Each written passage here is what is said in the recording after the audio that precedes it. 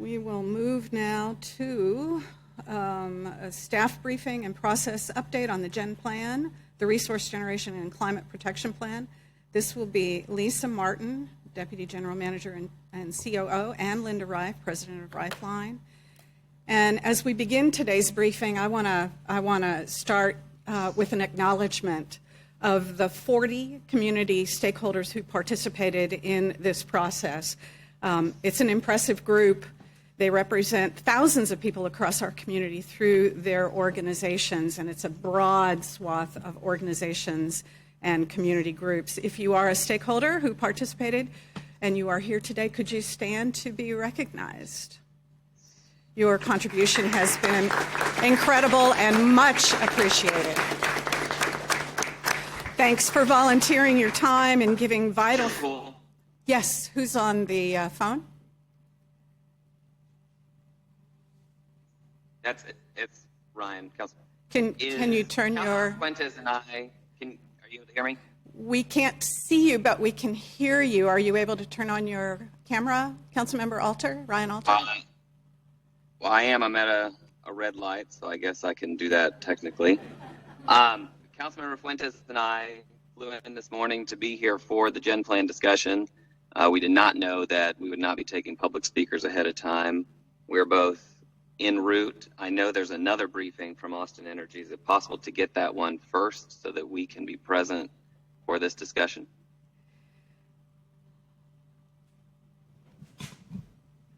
I'm looking around here for folks who are waiting to make their comments and presentations. I don't see any disagreement with that. Can you give us an ETA, please? 5 minutes. Oh, okay. All right. Well, why don't we, let me finish my thank you remarks to our stakeholders, and then we will, thank you, Councilmember Ryan Alter, and hopefully you will all get here quickly. Again, I want to thank all of the people from our community who participated and volunteered their time and gave vital feedback on Austin's Resource Gen Plan. The plan's better today. As you all know, there's been a big shift in the focus of the plan since we began this conversation about a year ago to where we are today, and I thank you for your efforts. You have made a difference in our community, and I also want to thank Austin Energy and my colleagues on this dais for digging in to try to find a way to move through some pretty dense underbrush and pretty technical conversations in understanding what we are faced with, recognizing the changing landscape that we will be facing in the future, and getting ourselves prepared and linking arms across this community to do this in concert, because frankly, given what we will be facing in the future, literally, I think the only way we will be able to make progress is if we do this as a community, standing together and supporting one another in this effort. So thank you.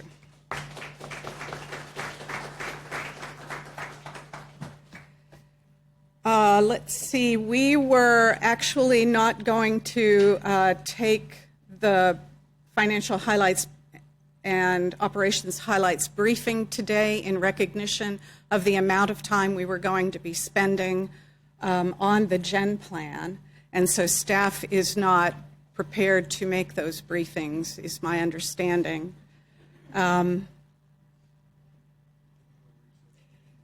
Let's do that. Thank you, Mayor. We will recess for this meeting for 10 minutes to await the arrival of our colleagues, Councilmember Ryan Alter and Councilmember Vanessa Fuentes. Thank you. We are in recess at 9:25. We will be back at 9:35. Thank you all.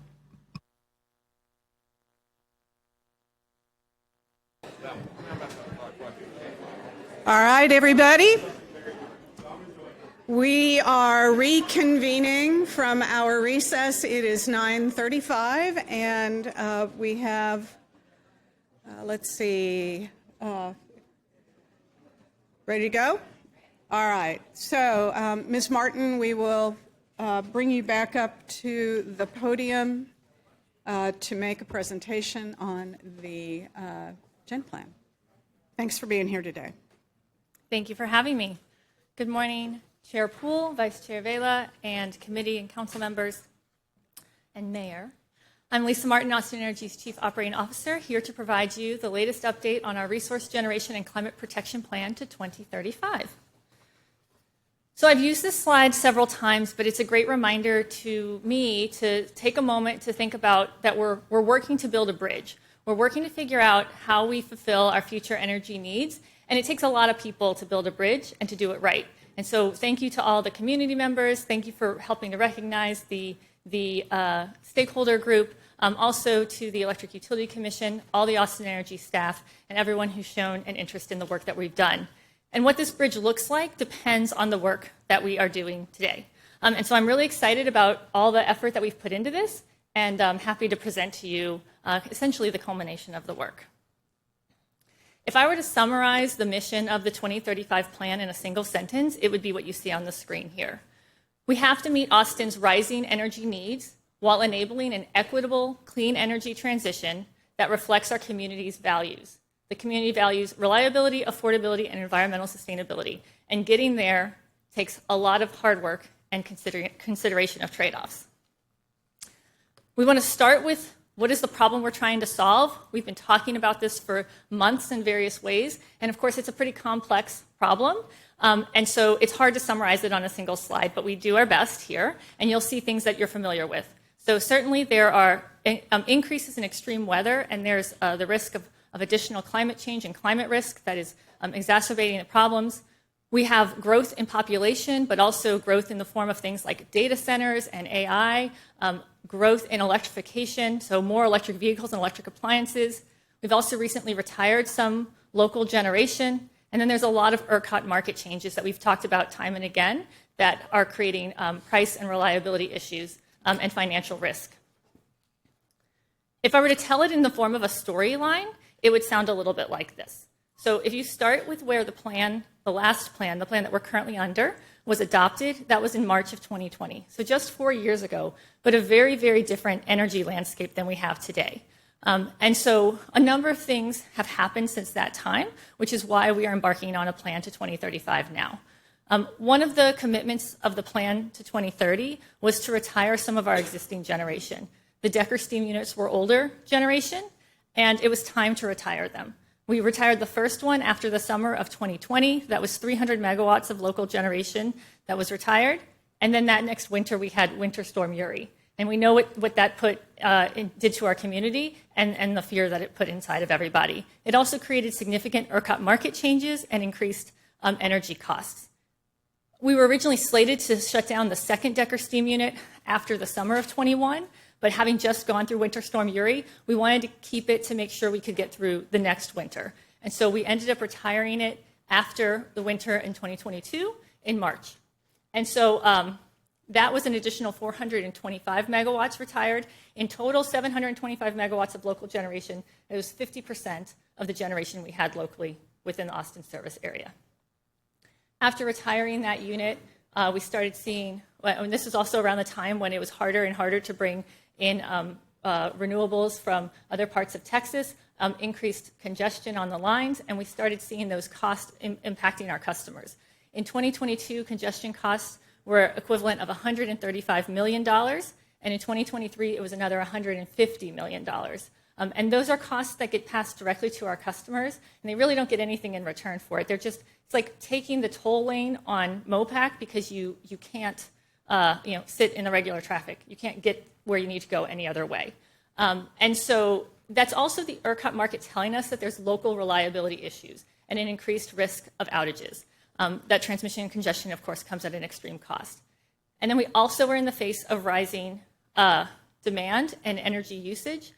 For some of it's for great reasons, like more electric vehicles, but we need to make sure we're preparing for that growth. So it's not any one particular event that put us where we are today. A lot of things have changed and created the current state where we need to set back, reset, and figure out what's our plan to 2035 to serve our community in the best way. And it's our responsibility to do so. We have to adapt to the changing energy landscape. We want to make sure we expand upon the achievements of all of our previous resource generation plans, but we need to do this in a very thoughtful way to provide to our customers and our community clean, affordable, and reliable energy. With that, I'll pass it off to Lynda Rife to talk a little bit about the Community Stakeholder Workshop. Good morning. I had the honor of working with the stakeholder group that you honored earlier. Thank you, Chair Poole, very much for doing that. They spent a lot of hours here. We actually ended up with 5 workshops to hear from a group of diverse voices on a reliability, affordability, and environmental sustainability, and you're going to hear some results of their work. So the first meeting was in June, the last meeting was last Wednesday. So over the course of the whole plan development, they were part of it. As you talked about, this came from a diverse group of organizations. We got those organizations from some people that we knew, but we also asked all the council members if they had people that were interested in reliability, environmental sustainability, or affordability, and worked on that, as well as the EUC. So we tried to gather as much input as possible. If you look at all 5 workshops, we had jelly bean games, we talked about s'mores, we've done all sorts of fun things, but these are some key takeaways. Reliability is the community's top priority. It doesn't mean it needs to be perfect. None of the 3 standards got a 5, but it did come out on top in a lot of different ways. Equity continues to be a major theme, and Austin Energy has added that to their values. The impacts of outages disproportionately affect vulnerable communities. We heard that a lot. Decisions made from the resource generation plan will need to minimize risk and maximize benefits for the ERCOT market. Austin Energy is facing a tough balance between all the needs, and the workshops have been a real eye-opener. Overall, a good process. Those are actually words that we heard from our stakeholders. And then we ran last Wednesday the values, objectives, the flexibility of the plan, and some toolkit concepts. And in general, there was the right approach. There was a lot of discussion about what else needed to be added to the plan and what needed to be taken out of the plan. So we did hear those as well. The key takeaways, Dr. Weber spoke to us on workshop 2. Just as a reminder, we're in an unprecedented electricity consumption. We're simultaneously expanding and decarbonizing. We have to work on both the supply and demand side of those equations. Do your best, clean up the rest. And then Austin Energy has an opportunity to improve the financial health of the utility, which benefits all of our community, because we all know that that helps our budget out. And then the key lens through which energy options should be considered is trade-offs. Hence, we got into this more document. Where the value statements are, the words that you see in yellow or blue in the energy equity one are words that came out of workshops 1 and 2 and 3. On workshop 4, we actually provided some statements to the workshop individuals there, got feedback, and then updated these to reflect their concerns. So on reliability, a value statement that is a major driver in this plan is providing consistent and predictable electric services that will power our community as it continues to grow. Affordability, assessing the impacts and promoting fairness of costs for customers while continuing to provide the public power benefits that enhance our community quality of life. And then maintaining flexibility in support of clean and innovative technologies and programs while taking a holistic assessment of community environmental impacts. And new is energy equity, evaluating and expanding access to the services Austin Energy provides so they can reach those who need it most while reducing the negative impacts of our operation on the community. We did the exact same thing with the updated objectives on reliability, affordability, and environmental sustainability. These are the objectives that will drive that plan. We took the words, again in yellow, we provided the feedback, we drafted them, or Austin Energy drafted them, provided feedback, and then this is where we ended up. So again, you will start seeing about the limited exposure of vulnerable populations, limit impact of bill increases, reduce emissions, and other environmental impacts as much as possible. So it's a lot of trade-offs that need to happen with all 3 of those. The next thing I'm going to do is show a video here. Over the past 2 months, so you can see what worked. Generation Plan workshops and invited stakeholders from key community groups. Stakeholders learned the basics of building a generation plan, assessing risk tolerance, and how to balance affordability, reliability, and environmental sustainability.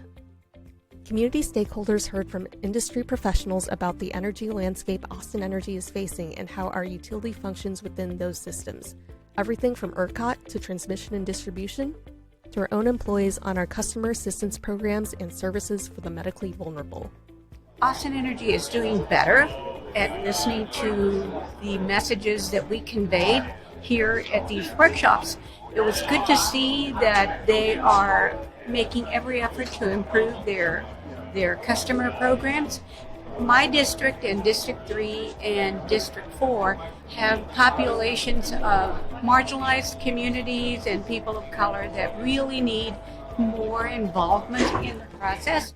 Community members have unique insights into their own needs and concerns, which helps us craft solutions that truly resonate. Reliability is a life and death situation, AM or PM. There are a lot of people rely on oxygen, electric wheelchairs, other means that have become more and more manufactured.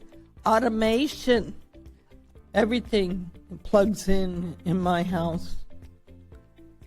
Understand that we are part of something bigger when we make these decisions, and that to a certain extent, like, we're in the situation we are with climate change because it has always been, there have been all these reasons that continuing to use polluting energy sources has been convenient or affordable or helped with the reliability or whatever, and now we're like up against, catastrophic climate change, and I don't use that term lightly. We are already a national leader with regard to the work that's being done by Austin Energy.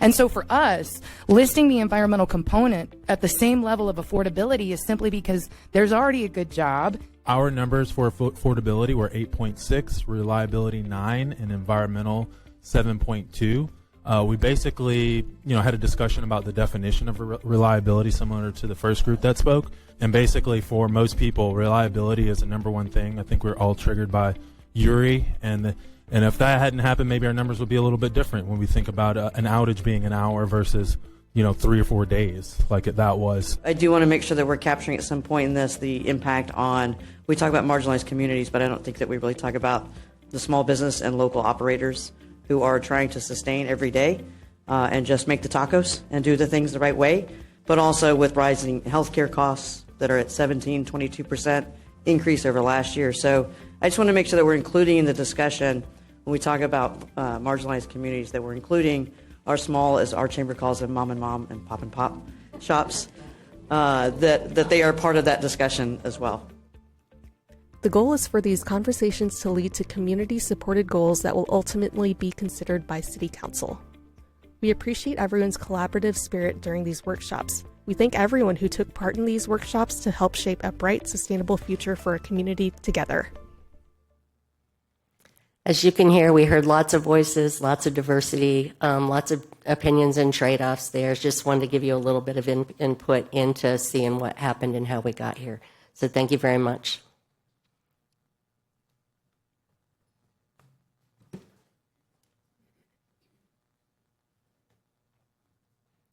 All right, thank you, Lynda. So as you have heard and you know that we have had great involvement with the community. We've also brought in a lot of expert industry stakeholders to help support our process and answer questions along the way. And so that's what's summarized here on this slide. And then there was a lot of analysis. Thanks to the Electric Utility Commission and Austin Energy staff, we spent many, many hours going through many models and data. You've seen some of that. I know some of you are certainly very interested in that. The whole purpose of that effort was to really dig deep to understand what the trade-offs are of the various approaches that we can use to solve and meet our future energy needs. And we looked at dozens and dozens of different ways to do that. So understanding trade-offs and looking at our resource plan needs. And so what does that actually mean in terms of a resource plan? Well, the resource plan is made up of 3 major things. The first is the values, and the second is the objectives. And those are come from the conversations with the community. They're informed by the community's stories and what they've shared with us during the stakeholder workshops, and also our checking in with them to seeing if we heard them correctly. And then you can't just stop with what are your values and what are your objectives. It's what are you going to do about that? And so I'm calling that the toolkit today to help make it a little bit more accessible. Really, the toolkit, think about it as what tools are you putting in your toolkit to provide the flexibility and help you manage the trade-offs and the changing conditions that we anticipate we will expect over the next 10 years. And so, this framework aligns with the guidance that we received from Dr. Weber, who said that effective policy design keeps trade-offs in mind and is outcome-based rather than prescriptive. So when I talk about toolkit, what are we talking about? There are 4 major categories that we put into those toolkit that are necessary to meet our current day challenges and to help us reach our ultimate clean energy goals. And the order is important. So we start at the top, we prioritize customer energy solutions first, and then we layer in additional local energy solutions to mitigate the risks that are remaining. We also want to continue to our good work on the path to achieving decarbonization. In order to do that, we have to make sure we foster a culture of innovation so that we're positioned to adopt emerging tech as it helps us further our goals. If we broke that down a little bit further, you see that there's a myriad of tools that we're proposing to put in the toolbox to help us fix things, mitigate risk, make things better. So this is kind of an all the tools in the toolbox approach. Let's walk through it. Prioritizing customer energy solutions is first. That's all the things that you know and love, the programs like energy efficiency and demand response. The best way to serve our customers is to not have to provide them power to begin with because they don't need it because they've got efficient and comfortable homes and places to work. It also includes things like really, really local solutions like rooftop solar and customer-sided batteries. Then when we wanted to max that out, we want to do as much as we can in this area. So we hired a third party to say, assess what the potential is. And once you put all that in and we do the further analysis, you still need more to help mitigate the current day reliability and affordability risks and to work on our way towards our decarbonization goals. And so that's where you layer in additional local solutions, things like work on transmission import capacity so we can bring in more power that is clean from other parts of the state. It also includes things like utility scale batteries and more efficient peaker units that would be used only when needed. And we also want to make sure that as part of a local solution, we have black start status as a utility. I'll talk a little bit more about that later. We want to maintain our status among the elite utilities in terms of our aggressive clean energy goals. I don't know of any utility across the country that has a goal that's more aggressive than carbon-free by 2035, and there's only 1 or 2 that match that. And so we want to maintain and reaffirm our goal of carbon-free by 2035. We have to exit coal in order to get there. It's the biggest barrier in our way, and along the way we'll continue to use REACH. We also want to adopt remote wind and solar and other carbon-free technologies that will help us get there. But right now, today, I don't see the path to carbon-free by 2035, given the technology that's available today. And so this last bucket is incredibly important because we need to continue to stay on the cutting edge of what's happening with emerging and evolving technologies so that we can adopt those game changers when they become available. And there's a lot of examples here. Bob talked about the pilot geothermal, and y'all discussed its potential. There's opportunities as nuclear continues to evolve in various ways, and more as you see up there. What's become very clear throughout all of our work is that we need flexibility to be able to move forward and address the risks that we see today. So once you max out the customer solutions and you bring in the additional transmission, you really still have only 2 technologies available today to help you fill the local gap. And those are utility scale batteries and natural gas peaker units. So I want to talk a little bit about what those are. And I put them side by side here because, as you saw on the last slide, I think we need both of them. But just let's start with what are these tools. So you see batteries on the left-hand side.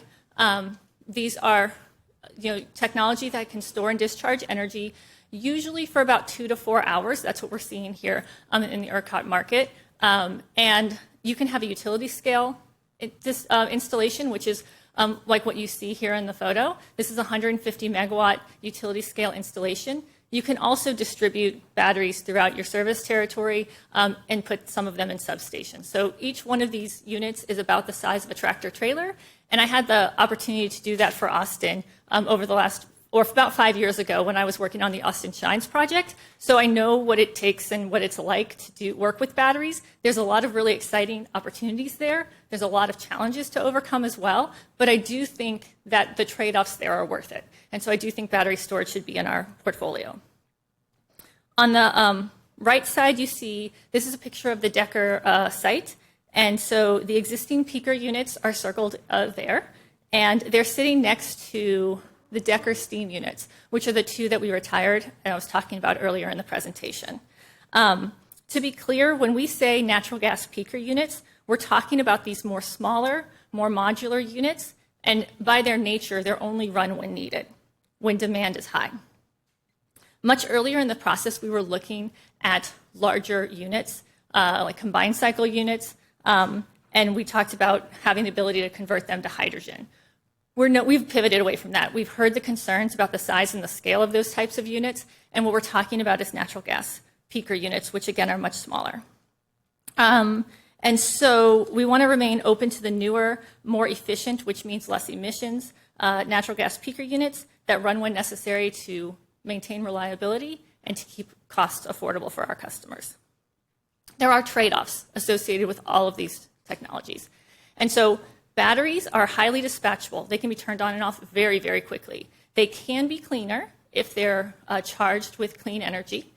They are duration limited. And so once you run out of the power that's been stored, you have to charge them back up before you can use them again. There are upstream considerations like critical mineral mining practices to consider. And then there are also some regulatory risks. With the new administration, I'm not exactly sure what's going to happen with the tariffs or the incentives, but it's something that we'll have to consider as we move forward because it could change the dynamics of things. Peakers are also highly dispatchable. In this case, they're black start capable. I want to pause and just talk about that for a second. What that really means is that if there's a grid blackout emergency, these units have the capability to turn on without power from the rest of the grid. So they're the first units to turn on and to help start, rebuild, and restore power to the state of Texas. And so as the capital city, we think it's pretty important to have that as a tool in our toolkit. The peakers we're talking about are newer than the ones that we have built today. Some of the ones we have today are from the 1980s. And so they would be more efficient. They would produce less emissions. So on a normal day, you'd be using these peakers before existing units, and we'd have a cleaner solution. There also are upstream considerations you have to think about, like methane leakage. And of course, they are fossil fuel burning, and so they do produce emissions. If you look at a solution that has both, consider it like a hybrid car. You've got both batteries and peakers in your toolkit. You use your batteries first to minimize the emissions. You use the batteries whenever you have a short duration need. When your duration need gets longer, you've got your peakers there to help fill in the gap. The diversity of the tool is going to overall improve the response, and you're less vulnerable to any one of the disadvantages listed above for the single tool. I had several of you ask me about how do you take those trade-offs and put them into numbers. So here we took some modeling and we essentially maxed out all of the demand-side management. We put in remote wind and solar of 1,800 megawatts. We included the standard transmission capacity increase, and we said we wouldn't retire our existing generation. We kept all those things the same for the purposes of just looking at the difference between batteries and peakers. And so what you see here is the trade-offs in the three main categories. So when you do the batteries, 325 megawatts of battery solution, the cost, this is the orange bar, the red bar, is $400 million of increased costs. When you look at the blue bar, you're looking at less emissions, so 0.9 million metric tons. And then the difference really here, there is a trade-off in costs and emissions, but the difference here is whether or not we have a solution that can bring down the reliability risk hours. And so when you look at a combined hybrid solution, you see a more balanced and get more middle ground approach. When you look at a solution that just has clean technology, the batteries, the energy efficiency, demand response, local solar, all of those things have to get much more in quantity to bring the reliability risk down to comparable levels, and the cost ends up being $1.5 billion more. So really, the thing, and those quantities are higher than what our study has shown is the maximum possible. So we really have to think about all of these things as we look at what kind of tools we put in our toolkit. Quick question, Chair. Is this slide that you're presenting different than what we were shared via email? Because I don't see the slide that you had with just with the economic impact. The 400 million, that one. It's the same slide. It's got an animation on it, and so I wonder if you were sent a PDF. Okay. Okay, so we can make sure that you get this version of the slide. Not a problem. Okay, thank you. All right. So again, quantitative and qualitative trade-offs to consider as we look, but the hybrid approach, really putting all the tools in the toolkit, is really what we recommend. So what's our path to adopting the 2035 plan? Last night, we had this discussion with the Electric Utility Commission and received their feedback. Today, we're looking forward to hearing your feedback. We're going to incorporate that into the proposed draft plan that we're working on now and post that next week. And then the Electric Utility Commission will vote on their recommendation on December 2nd, and this will be sitting as an item for your consideration on the December 12th Council agenda. And in the end, all of the work, all of the effort, all of your time and interest, we want to build a 2035 plan that will power us into the future. We want a plan that everyone is proud to say puts Austin Energy and the city of Austin among the elite and forward-thinking. We have the cleanest energy portfolio in Texas and certainly one of the best in the nation. It's industry-leading customer energy solutions. It's one that you can say promotes reliability, affordability, and sustainability. It's protecting our most vulnerable. It's resilient to extreme weather. It's flexible and innovative, built to adapt to changing conditions, and it was informed through extensive work with the community. So we wanted you to be proud of it. We certainly are proud of it. I'm very proud of the team that we've worked with, and I thank you for all of your time and consideration. Thank you, Ms. Martin. That represents a whole lot of work from the public and from our staff, and we all very much appreciate everyone's effort being brought to bear on this really important topic. I'm going to kick. Go ahead. Yes? If you're going to kick it off, go. I'm going to kick off with a couple of questions myself, and then I'll call on Councilmember Ellis and then the mayor for some questions, and then we'll work through other questions that that y'all may have. So let's start with this. Can you explain more about what might happen if we had another Winter Storm Uri and we didn't have enough dispatchable generation available? Yeah, so during Winter Storm Uri, ERCOT said that didn't have an appropriate, like across the state, supply and demand risk. And what really happened to utilities that didn't have sufficient dispatchable generation was extreme financial risk. Brazos had to declare bankruptcy immediately. And so we've done analysis to say what could happen, and it could cost our customers hundreds of millions of dollars to be able to have to provide that to ERCOT almost immediately. And depending on what your technology mix is, we've seen numbers that have been as high as $1 billion. And so that could really put Austin Energy and the city of Austin in extreme financial straits if we don't have sufficient dispatchable energy here. So you're saying it's not just financial straits, but it's also the lack of the dispatchable energy, so you also would be sitting freezing. Yes. Yes. Okay. Thanks.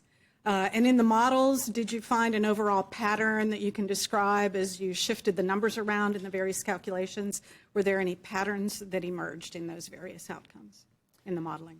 Well, certainly we saw that we started to ask ourselves, what do we need to make sure that we address the reliability, affordability risk while still working towards our clean energy goals as aggressively as possible? How do we balance all of that out?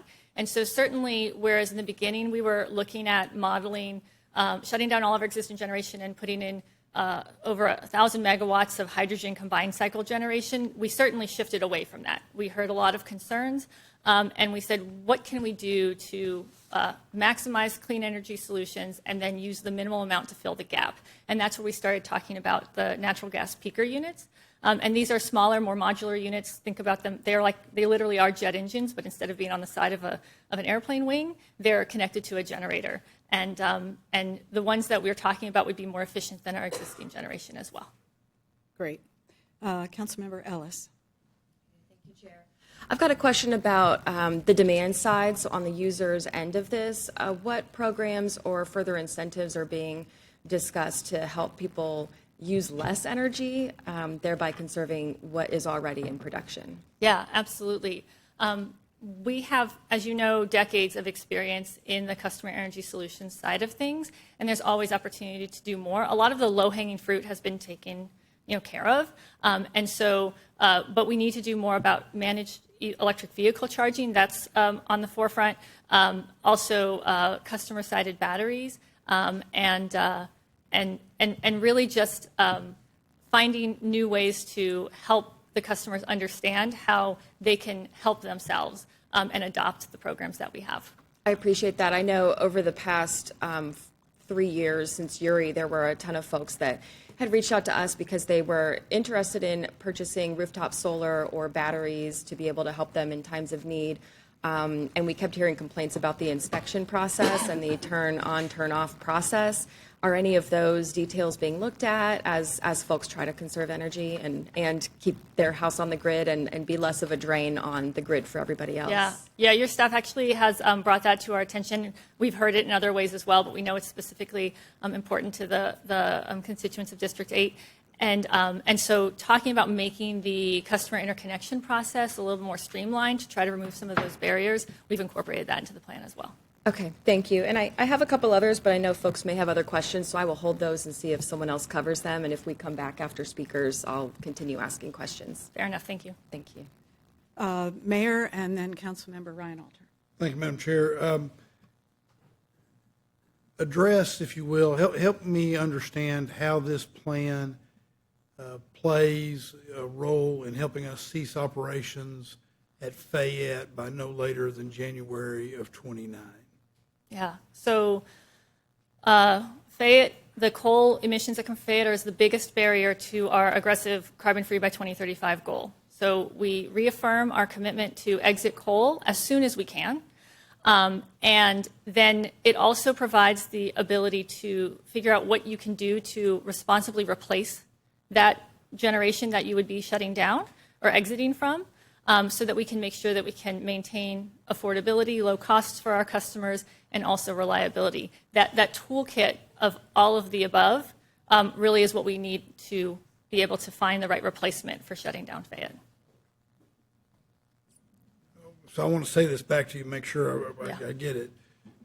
You believe that by utilizing this plan, it creates the opportunity for the tools that are necessary for us to achieve the goal of getting out of Fayette on or before that date? That is correct, and our current plan does not allow us to do that as easily. Yeah. Because I'm sure you all have heard over and over again how high that priority is. So it seems to me that needs to be a key part of how we're looking at this. Yes. The other question I've got relates to the peaker, the replacement peaker units that you talk about. The concept of the peaker units are use them when you need them. That's right. And that's part of the name for peaker.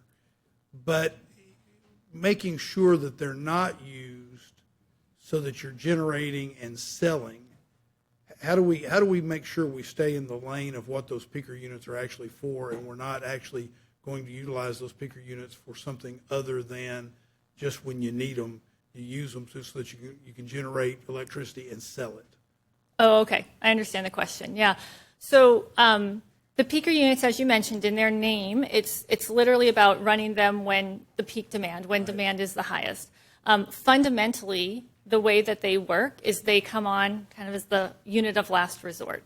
But I'm talking about concern about them not coming on as the unit of last resort, but being utilized in a way so that we're able to sell more electricity, which that's right. I understand, Yeah. but that's not the purpose of this, and it wouldn't fit, in my view, into what the concept, to the s'more, if you will, of what we're trying to achieve in terms of That's right. Electricity production. Running them more than you would need them to is really a mischaracterization of how we could operate them. And so really You run them when you need it, when the demand is high. And then everything that is basically all the costs of running a generator gets passed on to the customer. All the revenue from running a generator gets passed on to the customer. So the customer ends up paying the net of those two things. As a municipally owned utility, our job is to serve the customers, not to do anything beyond that. So the plan can have limitations on how we run these units, the right guardrails, if you will. It could come in a number of different forms. Right, by their nature, they're going to be run less. We know that a peaker generally runs 12% of the time. It's less than 3 hours a day on average. But you could put run hour limitations. Last night, the commission was talking about putting emission limitations on them. We can do things to put the right guardrails on there. Fundamentally, as a municipally owned utility, like again, that we don't do that. We don't operate that way. But if people are concerned about it, limitations are possible. Those are the guardrails. Okay, thank you. Madam Chair, thank you. Councilmember Ryan Alter. Thank you very much. I want to talk first about the reliability piece of all this. Okay. And you showed your video, and when we're talking about reliability, at least when I talk to people about reliability, it generally seems to be primarily just day-to-day keep the lights on, right? My power went out. They text me, tell me my power went out. and we have issues with that, right? And that's primarily because of our distribution system, our equipment, transformers, power lines, vegetation, things falling on the lines, right? We don't see day-to-day power losses because we don't have enough power generation, right? That's a fair assumption or fair characterization. Today, the reasons that the power is out is not because we don't have the right. We haven't had the situation yet where the power has gone out because of a generator. Right. And so then there's the other looming in everybody's mind, and mine too, of looking back, whether it's Winter Storm Yamara last year, Winter Storm Uri the year, 2 years before that, I can't even keep track, of this long duration, days in that case, on end, and when you really do then have life-threatening results from that. And we saw it. People died because the power went out. So I want to start with Uri for a minute. And the chair talked about Uri and whether dispatchable power, where that fit into that. When you were talking about what happened, ERCOT ordered 20,000 megawatts of load shed statewide, correct? Yes, lots, yes. So we're 60, 70, sometimes 80 now, 1,000. So we're talking almost a quarter of or more of the state's power consumption. ERCOT told the market, including Austin Energy, you guys need to start shedding load, and that's why people started losing power all across the city, myself included. Had we had 200 megawatts of peaker plants, that would have gone into the ERCOT market, right? It wouldn't have gone straight to my home or anyone's home here. And we still would have had then, best case scenario, 19,800 megawatts of load shed. And so while these peakers would have provided a financial benefit, just like Fayette did, Fayette really saved our bacon from a revenues perspective, it would not have kept the lights on, right? These 200 megawatts of peakers, everyone's lights whose were out, save for maybe 1%, would have still been out. Is that not a fair assessment? That's a fair assessment of Winter Storm Uri. And then looking at Winter Storm Mara, I remember you or someone saying, we got hit by an ice hurricane. And in that instance, people lost powers for days on end because we had a third of the city's tree canopy fall down, often on people's power lines. And it took days to get that back. And that issue, I think, is why we called for more undergrounding, and that is something that I still think we need to really prioritize to make a more reliable system. But once again, in that instance, had we had 200 megawatts of peakers, nobody's power who lost it because a tree fell on the limb would have had power, right? So when we talk about these events that have triggered these feelings of a need for reliability, the solutions we're bringing forward are more economic in nature than they are actually keeping the lights on. And so that then takes me to looking at the information that you guys presented to the EUC about what we would see from a reliability perspective. And there were the reliability risk hours charts, right? These bar graphs and line charts of what happens. Within that, I know some of the UC members asked about a subset of that, and the reliability risk hours are not necessarily hours that someone would be without power, right? There are other considerations. I think there's a lot of economic considerations in there, but it's not an unserved power metric. Reliability risk hours are the hours when you're sitting on the edge between the lights being on and the power being out. And all it would take is for one thing to go wrong, and there's a number of things that could go wrong at that point. So it's extremely highly elevated risk. Sure. Mm-hmm. From a fully unmet systems need, when that question was posed, we have the very under one portfolio 17, the first time we meet, we don't have the true power balance, that's 2031, and under the scenario 15, and just for reference, scenarios 15, 16, 17, these are the heavy battery, solar, demand response, efficiency. We wouldn't have true unserved met hours until 2035. But even taking that to the side for a moment, looking just at the underlying data of the reliability risk hours, comparing to today, because that's, if we did nothing here, we would continue on the 2030 plan, right? That would be the mandate that you have, the instructions you have to continue.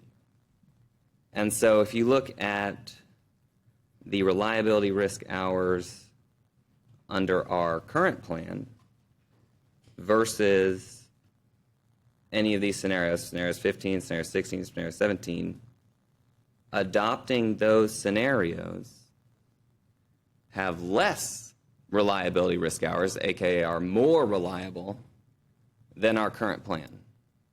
They might not be as reliable as building the gas peakers, and we'll talk about that some more in a sec, but we would be moving in the right direction from a reliability standpoint by deploying some of these technologies, local solar, battery, energy efficient, and so on.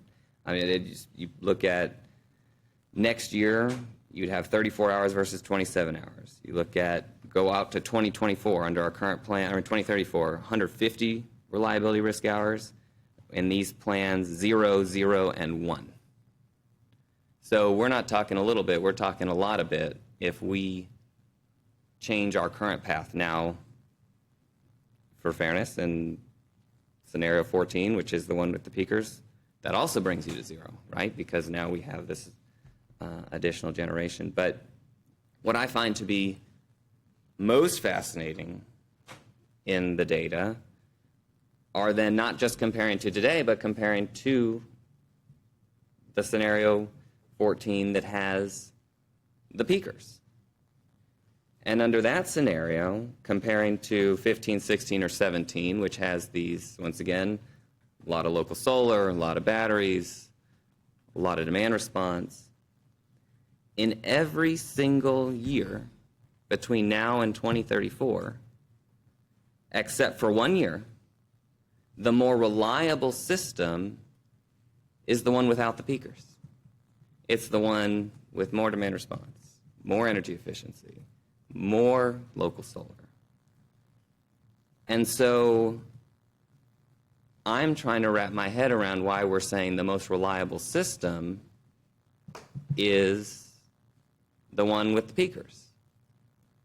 Now, in 2035, I think you, as very well aware, then it shoots up, right? We retire Sandhill, we retire Decker, and all of a sudden, reliability risk hours go through the roof. And so then when we average everything, it can skew those data. So why, from a reliability risk hour perspective, if we took the decision point off of the table of retiring Sandhill or Decker, saying that's 10 years out, we don't know what technology is going to look like. Maybe the geothermal pilot is a huge success. Maybe the small modular reactors come, who knows? Why, from the reliability risk hour perspective, are we saying that the peaker option is the best option?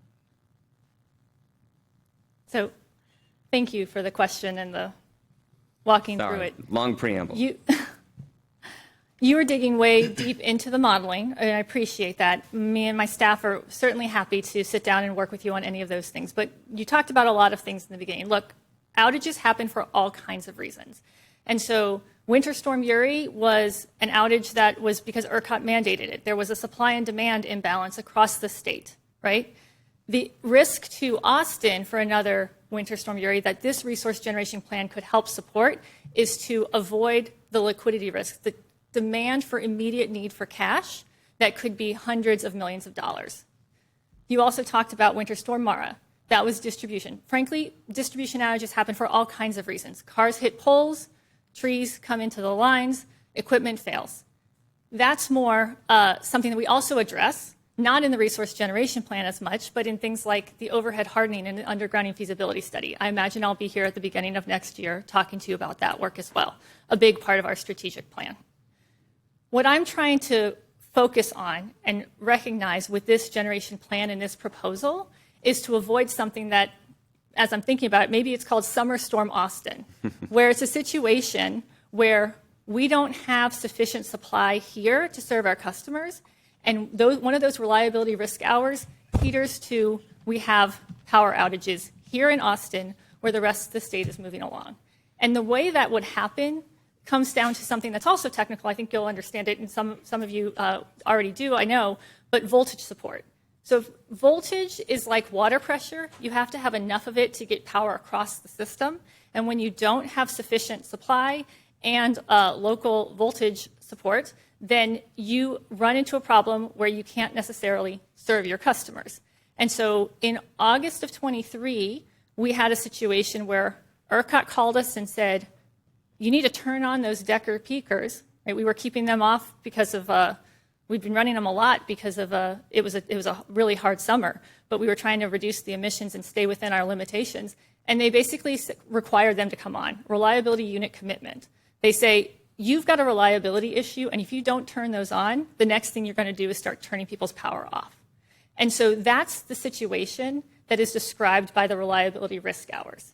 And there's lots of different ways to bring reliability risk down, and there are trade-offs in doing so. So the scenarios that you're talking about, the various approaches that were studied that have higher levels of demand response, energy efficiency, local solar, and whatnot, there are trade-offs. Yes, it brought down the reliability risk hours just like a local peaker did, but it did so at a cost that was $1.5 billion more. And it's using values, counting on demand response, energy efficiency, local solar, and customer-sided batteries beyond what the DNV Energy Insights has said is the maximum potential that you should count on within Austin. So I don't really want us to, I'm not going to stand here and propose that we bet on more people making their homes efficient or, everyone agreeing to their thermostat being turned off at that particular time. It's just simply not enough. Sure, no, it's not by itself enough, and that's why we have to pair it with the solar, with the batteries. And you talked about the cost difference. Yes, it is cheaper than, or going to build this additional gas generation is cheaper. But once again, if we compare to today, to our current plan, the cost of the heavy battery, heavy solar option, y'all have it $10.9 or $10.8 million or $1 billion, and today's is 10.5. So we're talking a couple $100 million. If under the extreme weather scenario, it's again a delta of about 500 million for even one of them. It's cheaper. But in the high congestion scenario, which I think is incredibly likely, we're seeing congestion all across the state and nobody doing anything about it fast enough. It's then $2 billion or $1 billion cheaper to go with the solar, the batteries locally than it is what we're currently doing. So we are already going to be saving the customer. It's a question of how much under our current numbers. And so I don't think, people hear $1 billion, 500 million, what does that mean to the customer, right? That's what people really care about. How much am I going to be paying in my electricity bill every single month? And I thought it was really helpful that y'all showed that chart of what is going to happen to bills over time under these various options, showing that we all know bills are going to go up. It's a function of inflation. We have to defease our debt. We all know it's going to happen. We try to limit that because we want Austin to be an affordable place to live, and it's not just about how much rent you pay. It's not just about the cost of food. It's how much you're paying every month, and the utility bill, especially in the summer, is incredibly high. But looking once again at where we're projected to go today under our current plan, 10 years out, it's if you adjust for inflation, $55 increase. If you go with the Portfolio 15, which is, heavy battery, heavy solar, $57 increase, $2 after 10 years.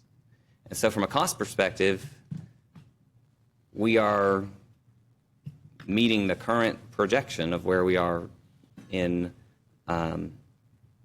where we think bills are going to go. And so I think it's really important to put it in perspective of what this actually means to the customer, because that's what they ultimately care about. You also talked about the liquidity problem.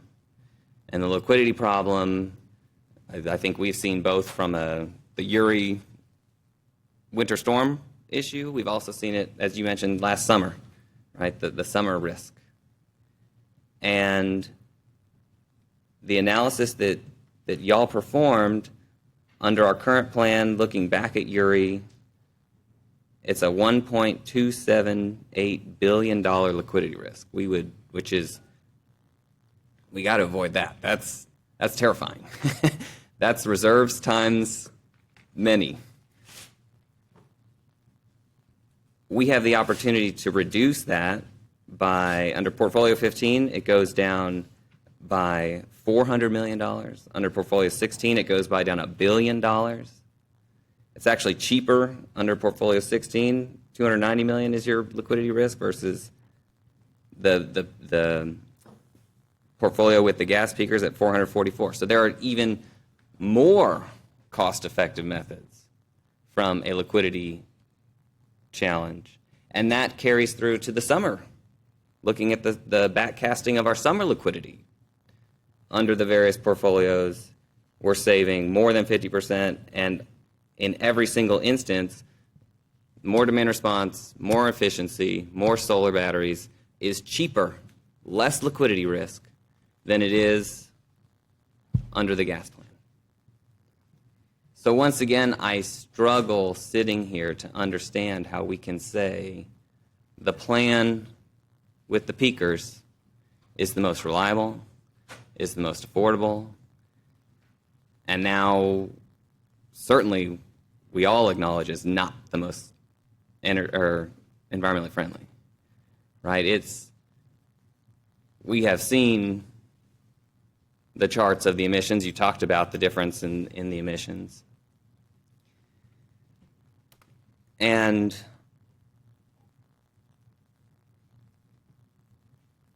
I think it's really hard for people to conceptualize what is 1 million metric tons of CO2, right? It's 6.2 million versus 7.2 million. What does that mean? Well, I think what's really important is it means that there's 1 million less metric tons in District 1 or in District 2, where these power plants are always located. You look at the history of our city, Holly, Miller, Sandhill, Decker, all East Austin, right? These are not going to be located in Westlake, in Terrytown. They're not. So we have to set ourselves up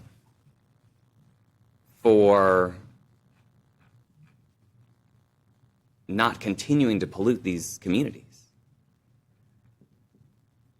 And I was going to ask you, and you brought it up, what happened in last summer with ERCOT calling a ruck. We weren't planning on using them, and ERCOT picked up the phone and said, you have to do it. Well, we can put all the guardrails we want on these peakers, and ERCOT tomorrow, the minute we buy them, could say, hey, I know you're not planning, that's not within your guardrails. You got to run it. We have that authority. And it may be for an hour, it may be for 3 hours, but what's to stop that happening day after day? And I know it's not common. I know ERCOT doesn't like to do it. But if we find ourselves with the energy needs that Professor Weber was showing us, where we are outstripping, our generation is not meeting demand, you can imagine that happening more and more and more. And so there is one way we can be sure those peakers don't run. It's by not buying them. It's the only way. And what I want to also highlight is the RMR situation. So RMR, reliability must run. Are you familiar with what's going on? You must, I'm sure, in San Antonio with their CPS is trying to close some of their generation units. And ERCOT has told them, sorry. For reliability purposes, we need you to keep these units in the mix. And they are working on a plan to come to some agreement. But ultimately, and this is the question we have with Fayette, right? We need ERCOT's permission to retire a generation facility. Is that not a correct? ERCOT has to approve the retirement of all. Yeah. All retirements. And so if they say, for reliability reasons, we want you to keep it, then whether or not we say we want these peakers for 1 year, 5 year, 10 year, whatever, they can always say, sorry, we need it. This grid needs that extra generation. So you may want to get rid of it, but you can't. And so as I look at all the various priorities, reliability, affordability, environment, I can't get there. I don't see it. And so the last piece I want to address, you talked about the DNV study. And the DNV study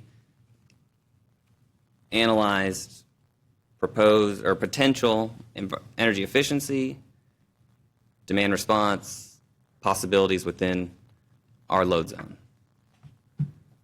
And what really concerns me as it relates to the DNV study is if you look at one of the questions in the response about what was assumed what were your assumptions in getting to these numbers? And the assumptions were our current programs plus potentially adding water heaters and battery storage. And I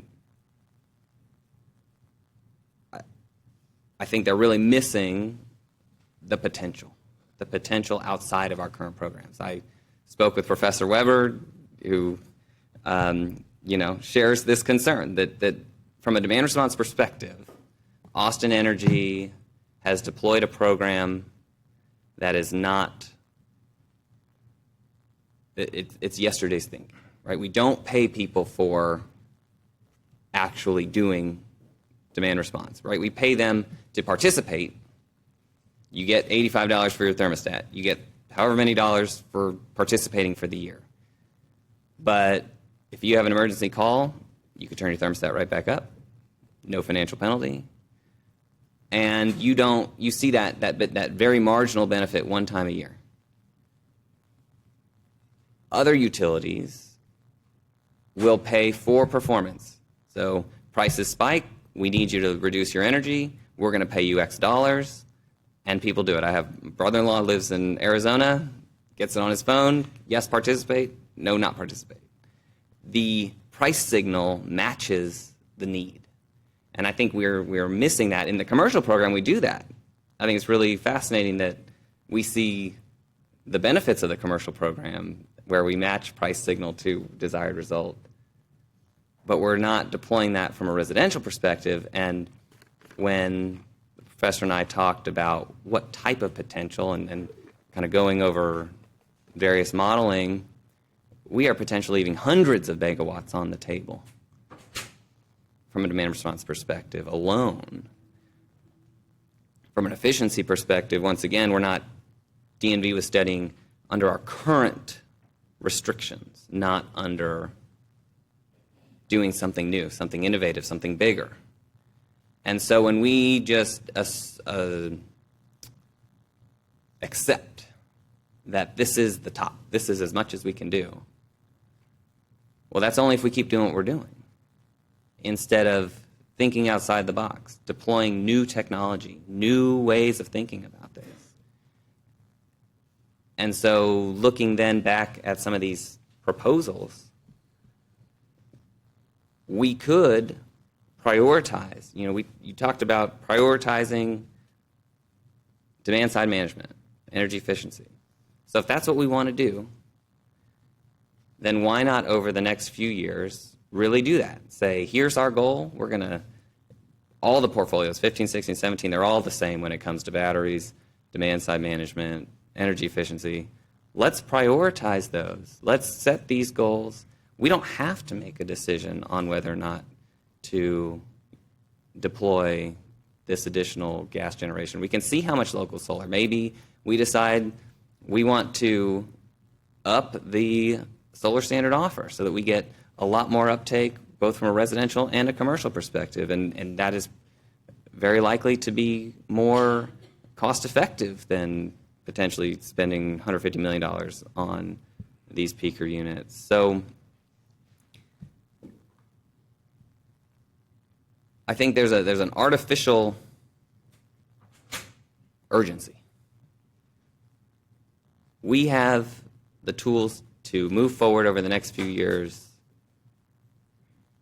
prioritizing the things we want to prioritize, and make an ultimate decision about doing something that's not consistent with the values, the desires of this community. And so I'm sorry to talk at you. I had less questions than I did statements, and that is my apology. But I think it's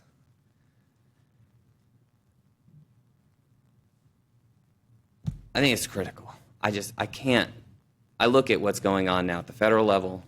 We all know what's going on at the state level. We don't know what the regulatory environment is going to look like a year from now, 3 years from now. We've got to do more. No one else is going to do it for us. And it's my generation, it's my children's generation that are going to feel it. And I can't live with myself if I'm not doing everything possible to be part of the solution instead of continuing to be part of the problem. Councilmember Ryan Alter, thank you.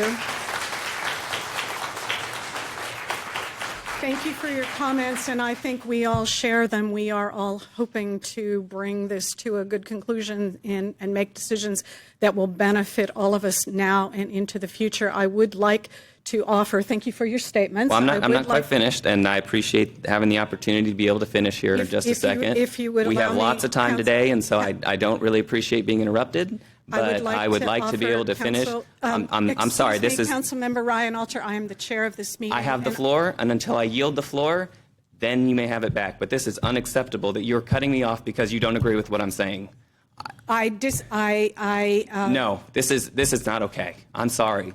I have the floor. I have not given up the floor, and to be interrupted because I would you like don't to ask like what I'm the saying staff- is not okay. You are characterizing a position that I do not hold. What I was going to ask was we allow the staff to answer the questions that you are asking and to respond to your statements so that we can also hear from the other members of the dais so they can also participate. And then we also will be hearing from the community, and we will take a round of questions and make statements from the dais after we have also heard from the speakers.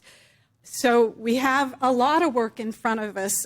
We all agree with that, Council Member. And if you would like to conclude your statement and ask any questions, then I will move to the next two council members who have indicated that they have questions.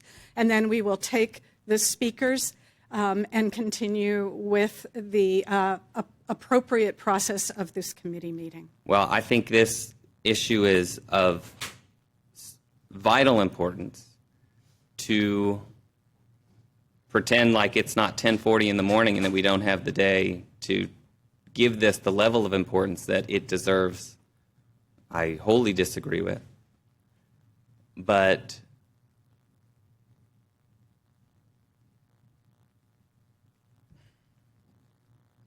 I've been knocked off my train of thought. But I think it's clear part of the process here is to be able to speak with our colleagues all together, right? I don't have the opportunity to talk to everybody like you do. And so this is my chance to be able to have this conversation, and we have to do it publicly, and that's great because this affects the public. And so I look forward to continuing this conversation as a group, continuing to show the importance and the level of impact and significance of this decision because it's a generational decision. It's not just a generation plan. And I appreciate the work you've done. I really do. I think you're really trying to solve a very difficult problem. I just don't agree with the solution.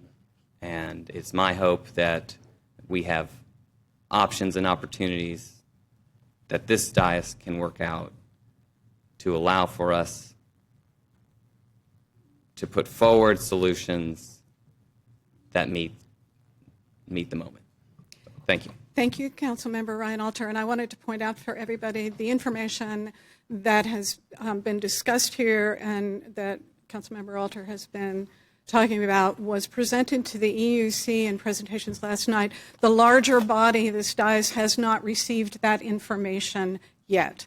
And so I wanted to make sure that everybody understood where those details were coming from because many of us on the dais here were a bit at a loss to know what he was referring to. We will get this presentation. It will be provided to us. Those who want to look at it right now can look at the backup from the EUC meeting last night. But again, this was information that we had not yet received. I appreciate the digging into those details that my colleague has brought this morning, but I did want to explain to everyone that we need to do some of that reading ourselves to be able to respond appropriately. And is there any comment or response that you would like to make? Ms. Martin, at this point, give you some time for that, and then I will call on Councilmember Zocadri and Councilmember Allison Alter, and then we will go to speakers from the community. I'll just take a moment to reiterate that prioritizing customer energy solutions is the topmost goal, a priority in terms of the order of operations, and doing the most we can there. And our teams have years of experience in these programs that include local solar and customer-sided batteries, electric vehicles, energy efficiency demand response, and more. And they are always finding new and innovative ways to increase that. But I can't stand before you today and propose a plan that puts too much weight on that one tool in the toolbox. The risks that we experience today are real, The market is telling us that. ERCOT is telling us that. They wouldn't cause a unit to come online if they didn't absolutely have to. There are certain criteria that they use to determine whether or not it's a true reliability risk. And so what we're proposing to you is a plan that gives all the tools in the toolbox that are necessary to meet the unprecedented growth that we anticipate and the changing environment. It's the most responsible plan, and the peakers that we're talking about including are really a bridge to a clean energy future. And they are part of what is necessary today. They're smaller, they're modular, they, like I said, they're jet engines, and when we don't need them, we can get rid of them. We can sell them to someone else. The ones we have today, we purchased from another utility. So, it's not like it's a forever thing. And cleaner than today's generating units, so it would result in a cleaner solution. So I'll end there. Thank you. And I also wanted to remind everybody before I go to Councilmember Qadri and then Councilmember Allison-Alter about the dates that we have, the future dates, which you had already talked about in your presentation.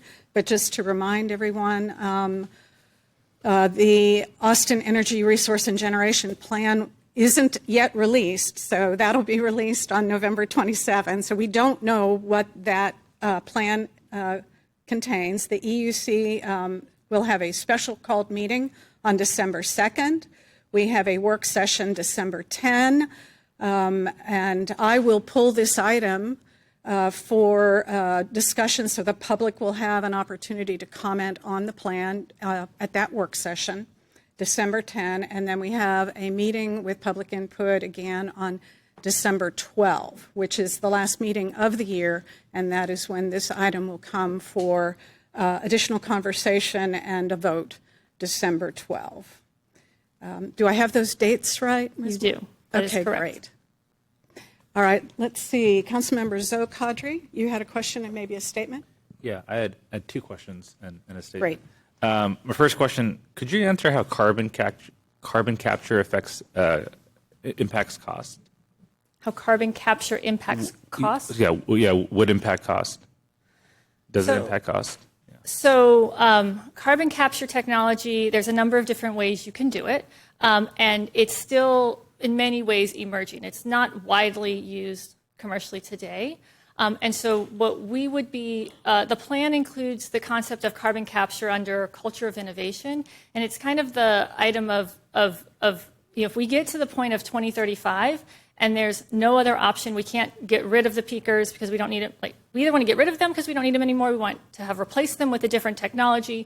We want to replace it with a cleaner fuel. Maybe there's another 2 or 3 other options that I haven't heard about yet. But if there's no other, that hasn't even come to be yet.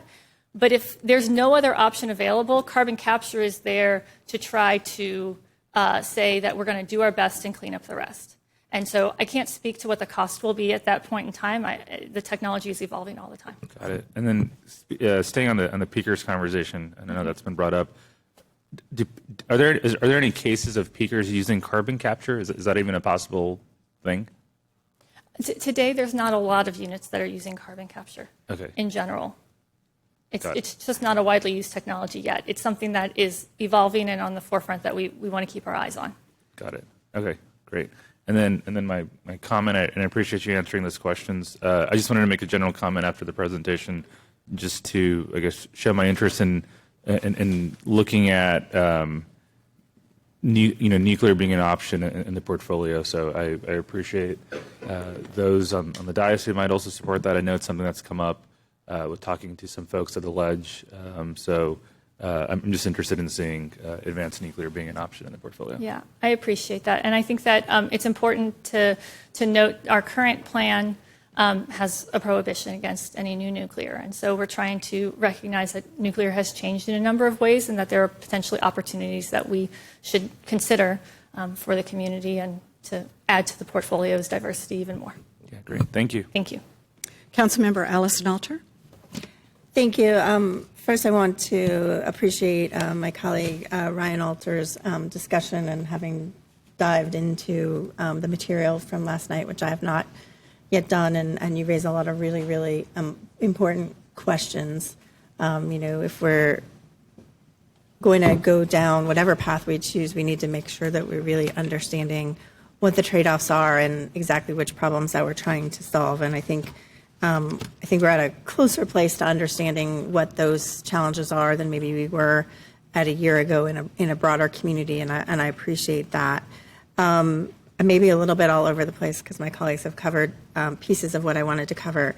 As I understand it, the Gen Plan that we're going to be presented with is going to be a toolkit, which is somewhat different than what we had before and may or may not have particular goals. And I want to express some concern about that insofar as at this point, I think we agree on everything but one bullet.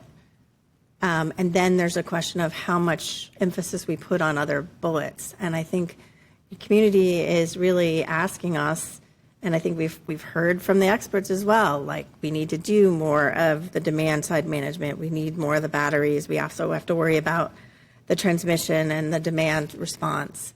I think there's more to be done than what we're doing. I've owned an electric car now for 9 years, and I think we got 5 years in before we figured out we could charge it at night and set it up. And if you're not the most technologically savvy, you don't have that. I mean, you could set up a system with the car dealers and make them AE certified if they spend 15 minutes with each new electric car owner about how you do these things so you help the environment and manage your energy, totally apart from that. I mean, they're just things that we could be leaning into, and I think what we've heard from the community is that we want to lean into all of those things, and I'm going to need to see a commitment in this plan that we're not just taking what DMV says and saying, that's enough and that's our limit.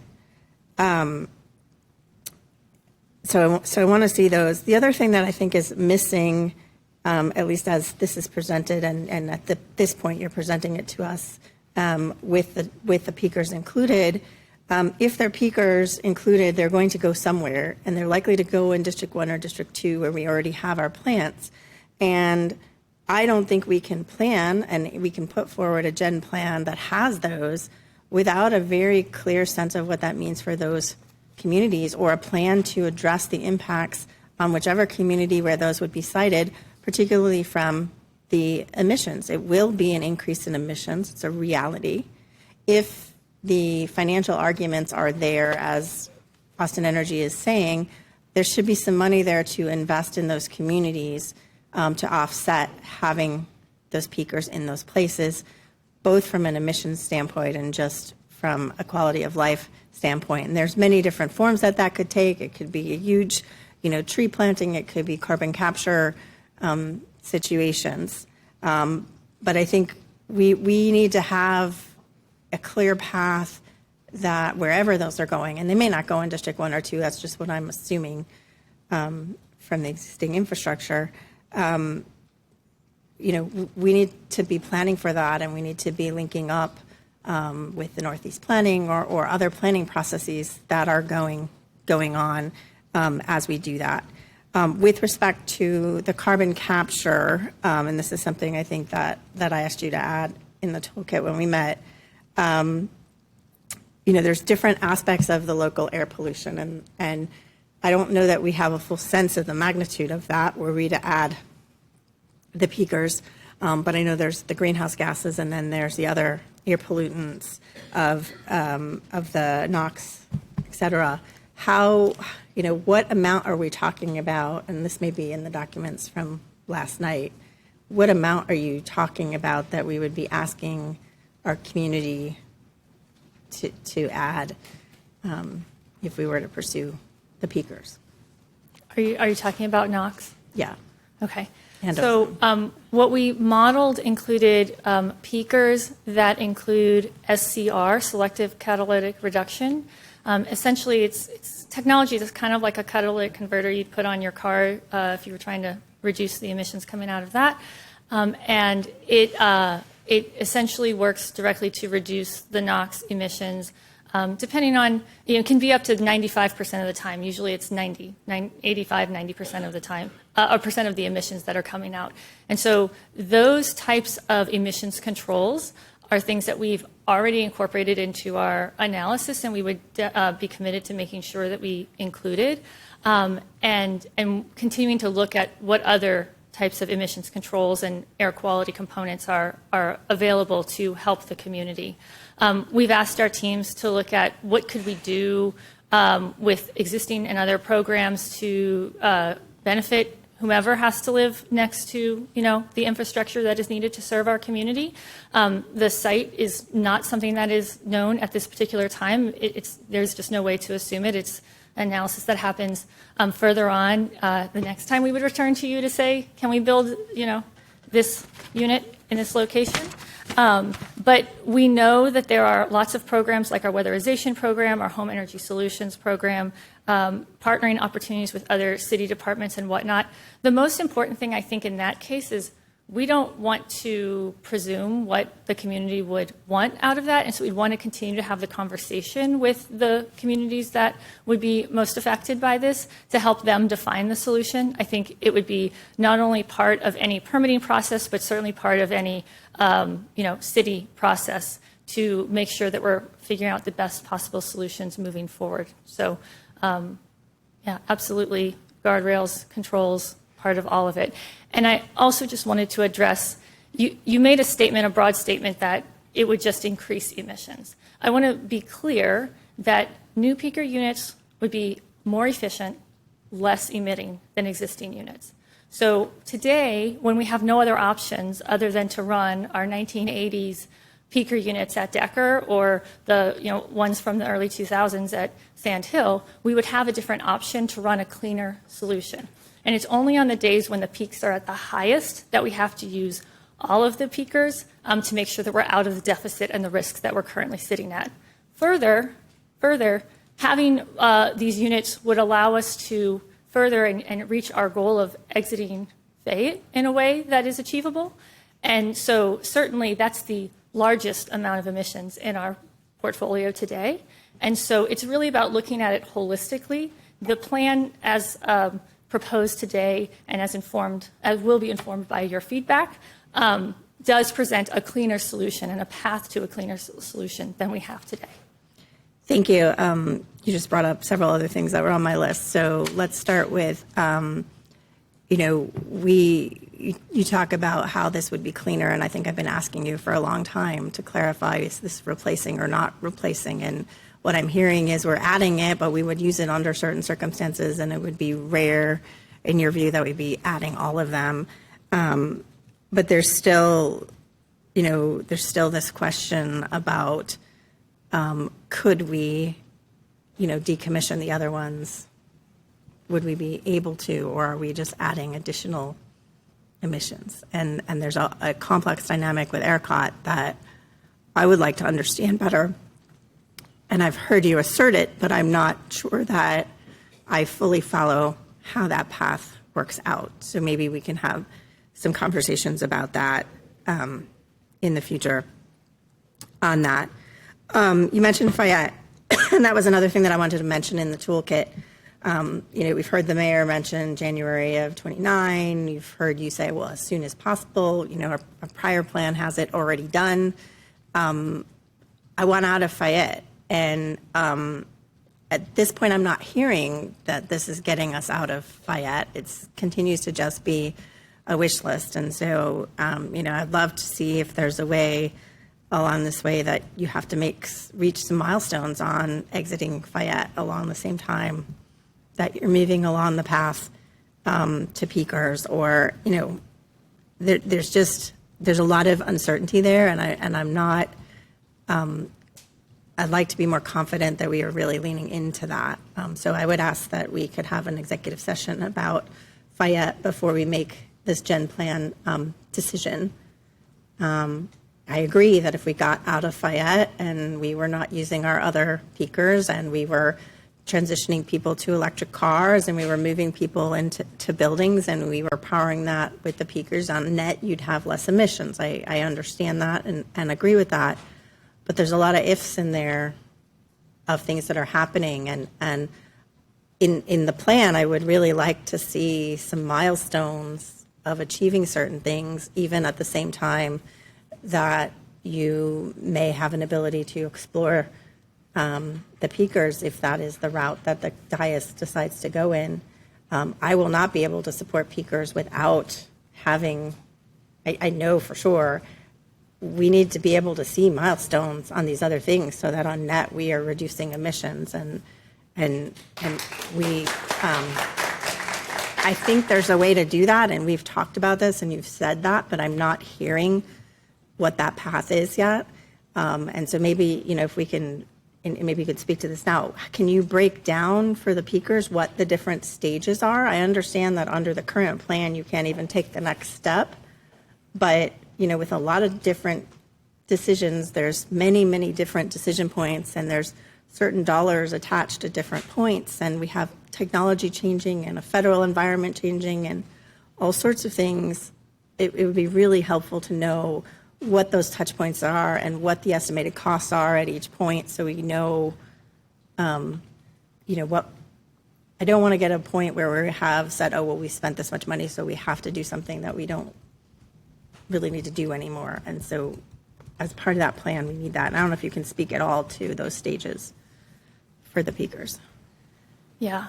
So you talked about a lot of things in there, Yeah, and that's okay. And so we are at a deficit in terms of being able to serve our community today without the costs, the extreme cost, and the affordability. And the reliability risks that we face. And so you talked a lot about trying to figure out how do we get out of Fayette, right? You with the tools that you have in your toolbox today and the plan that we have today, the path is I don't see a path, right? It's very, very hard because that unit is there to help not only from a reliability perspective across all of ERCOT, but also it keeps the cost. It's there when demand is really high, and that's the only time when we run it right now at its peak levels. Otherwise, we run it at its minimum levels. And so the tools, you need more tools in your toolkit to be able to enable that, right? And you're saying, but I want to make sure that we add those tools in a very thoughtful manner, right? And so the time to act is now, but it will take time to actually get to the point where something is built. And so you start with the battery storage, right? That is something that can be done a little bit faster. In a number of ways. Physically, they can be built faster. But in the meantime, you start down a path of, while you're doing your maximum customer energy solutions, as much as you can, keep working on all of those programs and figuring out, new and innovative ways to add to it. But you can't really wait to start on the last piece of it because there's permitting, there's siting, there's analysis, there's the infrastructure components of it. And yes, there can be stage gates along the way to say, before we get too far down this path, where do we stand? Is that risk still there? Do we still need to move forward? Is this the right tool to put in our toolkit? And so I just want to also remind you that those decisions come before you as a council.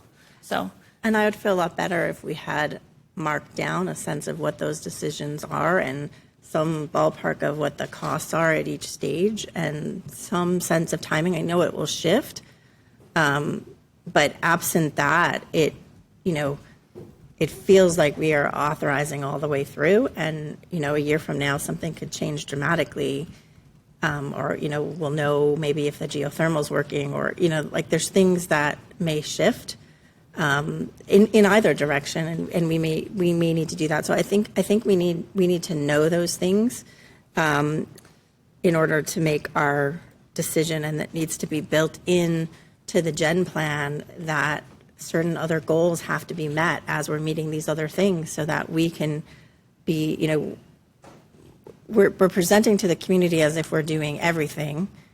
But I think there's still a skepticism about whether we're going to go far enough on demand response, if we're going to go far enough on solar. We have programs in place that can get us there, but I think we need to be able to prove to the community that we're reaching these levels. And I think something that provided some guardrails along that lines would be helpful in that. And if we can also understand how long the peaker's lifespan is. You said, oh, well, we can just sell them, but then we also said that ERCOT can tell us we can't decommission. So which is it?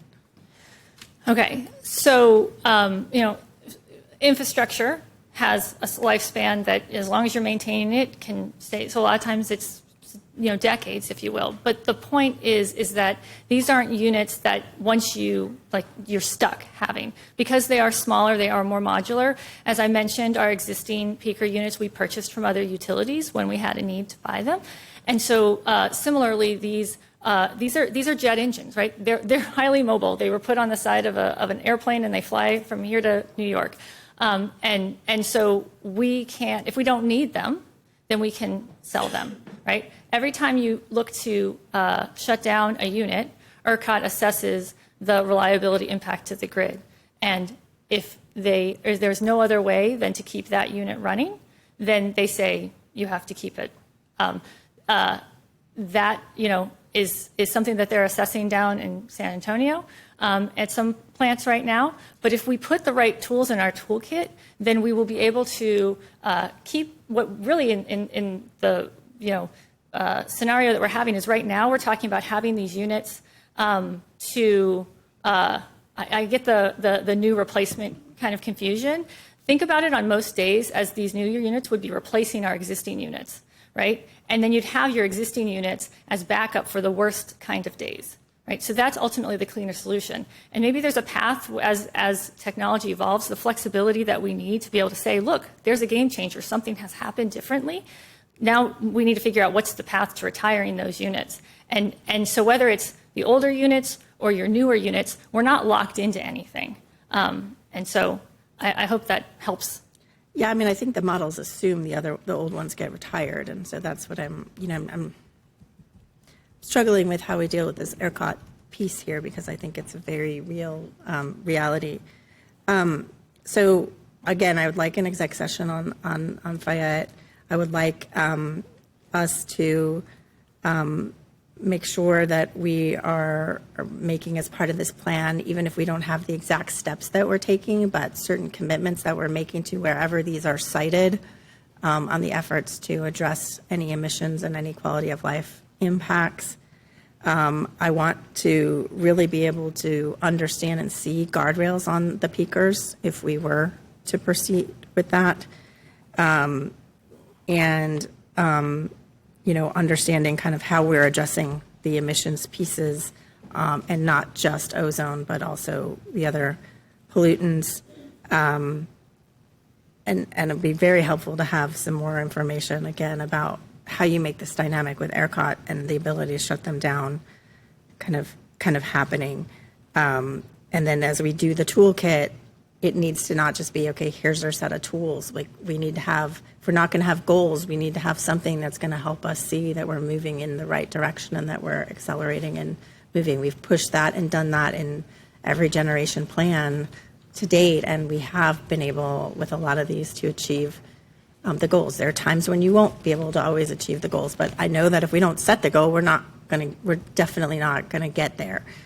So I'd like to see all of those things happen as we move forward. I may have more questions after the speakers because I know that they're going to bring a lot of information, and appreciate everyone being here with us this morning. Thank you. Thank you, Councilmember Allison Alter, and thanks everybody for digging in and some good questions to kind of lay the groundwork. And now we're going to move to hear from the speakers. I'd like to rely on the city clerk to call the names. Chair. Or Amy, will you be calling the names?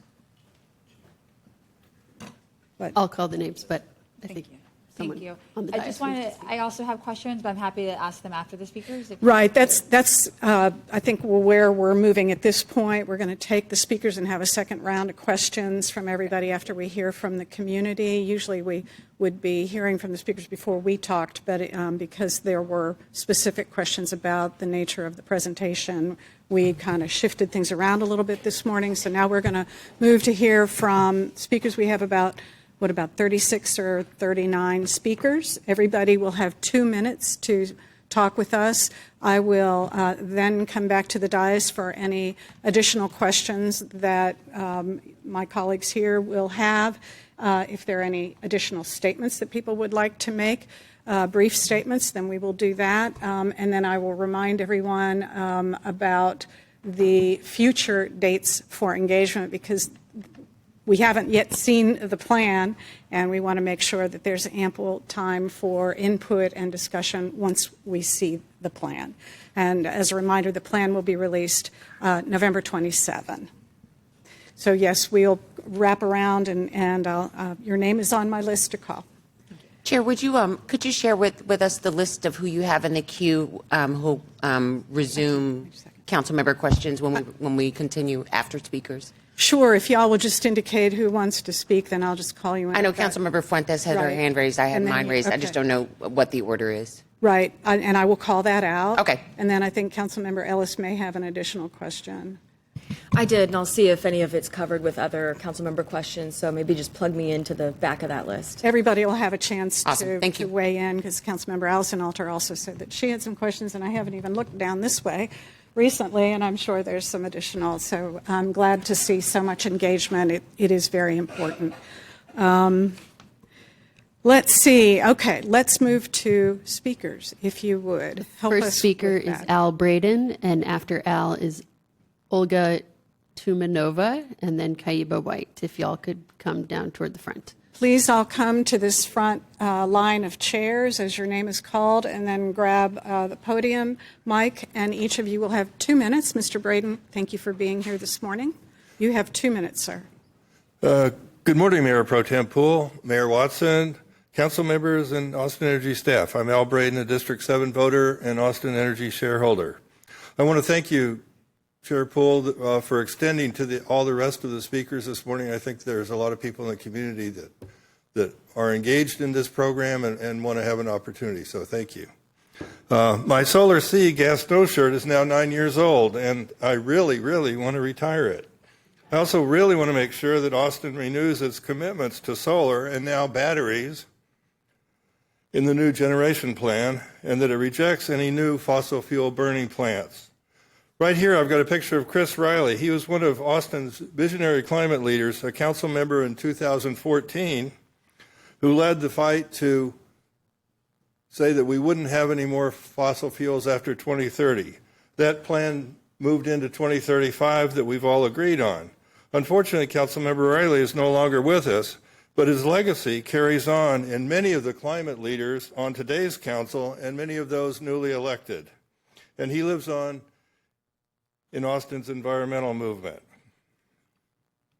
In 2015, a delegation of city leaders went to the COP21 Paris Climate Agreement, committing the world to fight climate change.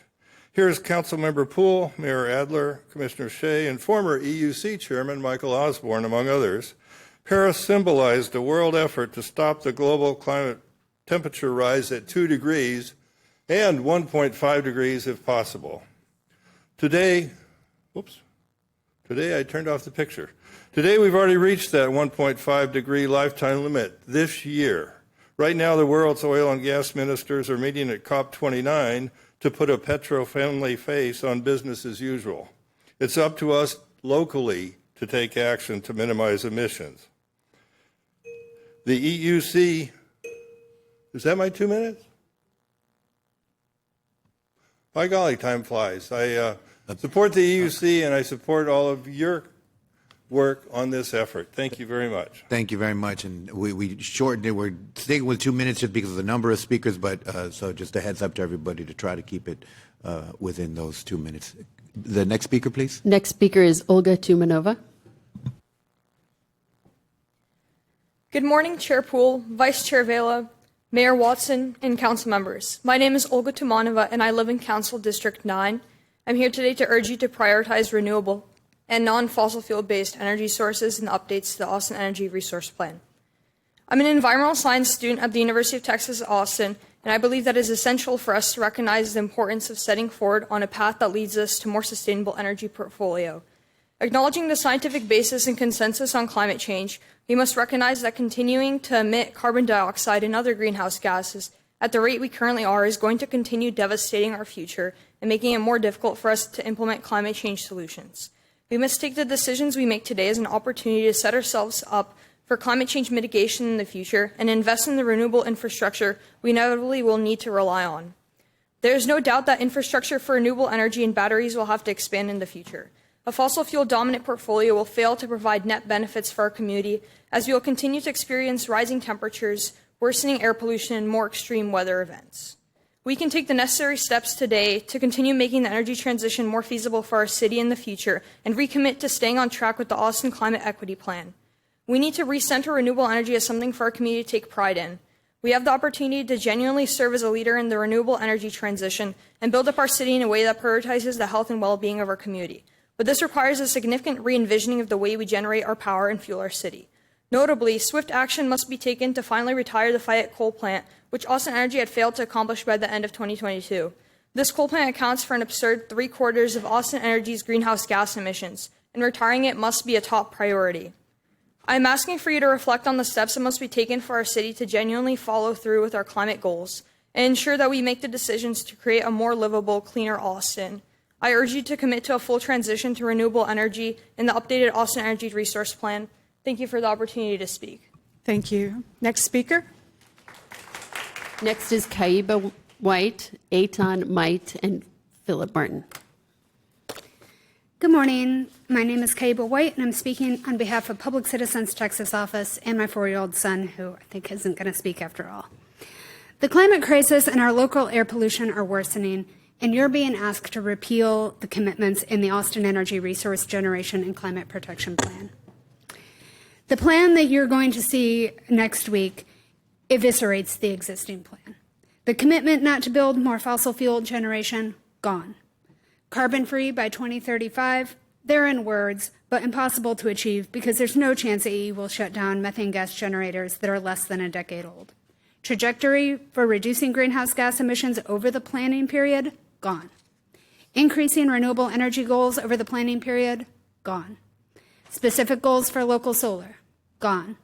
Energy efficiency and demand response goals, gone. There will be no benchmark so that you and your predecessors can reasonably assess if progress is being made. Instead, AE will have a list of technologies to use as they see fit, a list that will include both methane gas and carbon capture, which is a false promise in this situation.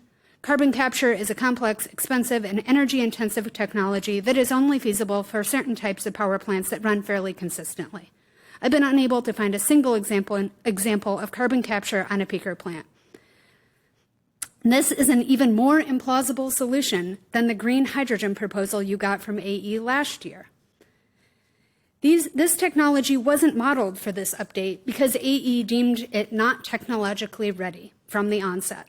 AE has dismissed the option of significantly ramping up rooftop solar deployment, but they're betting our future on much more expensive and much less effective technologies. You should also know that carbon capture won't reduce NOx emissions. It will increase them because AE will have to burn more gas to run the equipment. Any plan that sends more kids to the hospital isn't affordable or sustainable. I call on you to reject this proposal. Thank you for your comments, Ms. White. Next speaker, please. Philip Martin, and then Mary Michael, and then Camille Cook. If Ms. Martin and Ms. Cook will come down. Go ahead. Good morning. My name is Philip Martin. I live in District 3. I have also lived in Districts 4, 5, 6, 7, and 9 over the 40 years here in Austin. And pleasure to see you, Mr. Mayor. I've never visited you here before, but it's been great working with you in the past. Quite simply, using potential these peak emitters is a very dangerous environmental decision. I work now with Environmental Defense Fund. It's pretty easy to see, and our name was not on this list of community groups that you've seen up there. It is pretty easy to see the danger and the reckless decision of moving towards with natural gas peakers. They pollute 1.6 times the sulfur dioxide you see in existing power generation. I will offer that if the City Council, if this body decides to move forward and mirror Governor Abbott and Lieutenant Governor Dan Patrick in going forward with fossil fuel-based generation, that will be the headline from this decision. There is a lot of good work done in this plan. There's a lot of work to be proud of. There's things that can be fixed. But if at the end of the day there are natural gas peakers included in this plan, that is the headline. That is what you will be accountable for to all of the members throughout the city of Austin. So I just want you to be mindful of that. There are ways to move forward in a cost-effective, reliable, environmentally safe way that achieves the power needed during those peak hours without needing to go into something that pollutes more. I urge you to pursue that path and take a responsible decision for this city and for the people of this city. Thank you for your time. Thank you. Next speaker. Next speaker is Mary Martin, then Camille Cook, then Adrian Shelley. Good morning, Chair Poole, Vice Chair Vela, Mayor Watson, and City Council members. My name is Mary Michael, and I live in Council District 7. I'm speaking today to voice my concerns about the future of energy in Austin. The choices made in the Austin Energy Resource Plan will determine if Austin reaches the goal of being carbon-free by 2035. Council members, I'm asking each of you to support a fully carbon-free clean energy plan for Austin Energy. I'm 22 years old, and I'm very concerned about climate change. My concerns about the environment have motivated me to advocate for clean energy, and they've also brought me to intern with Public Citizen. With Public Citizen, I've gotten to see the potential for clean energy in Austin by using GIS to determine solar energy potential for City of Austin-owned buildings. My estimates show that if City of Austin-owned buildings implemented solar, they would have the capacity to generate 38,000 megawatt hours of solar energy a year. To put this into perspective, this is enough to power roughly 3,800 homes for a year. My analysis only studied a portion of City of Austin-owned buildings, but the results are incredibly promising for rooftop solar in Austin as a whole and demonstrate the need to tap into this energy potential. We're so lucky to have a climate that is suitable for solar energy. We're also lucky to have a municipally owned utility. These two factors put Austin in an amazing position to be a leader in rooftop solar. More rooftop solar in Austin will accomplish so many things besides just doing our part to slow climate change. It also creates green, well-paying jobs, increases energy resilience, and can reduce energy costs during peak times. If the Austin Energy Resource Plan chooses to keep fossil fuels over expanding clean energy, we will lose our potential to be a leader on this. Considering the recent election results, it is likely that we will not be able to rely on the federal government to enact climate action. Many are feeling hopeless about the future of our climate, but I am not, because I know that there's power in local action, and the City Council has the power to move Austin towards a clean future regardless. At this point, it's up to us to take the bold climate action that the world needs. So I'm asking you to support a full transition to clean energy in the updated Austin Energy Resource Plan. It is imperative that we focus on expanding rooftop solar, batteries, and energy. Thank you for the opportunity to speak. Thank you. Next speaker, please.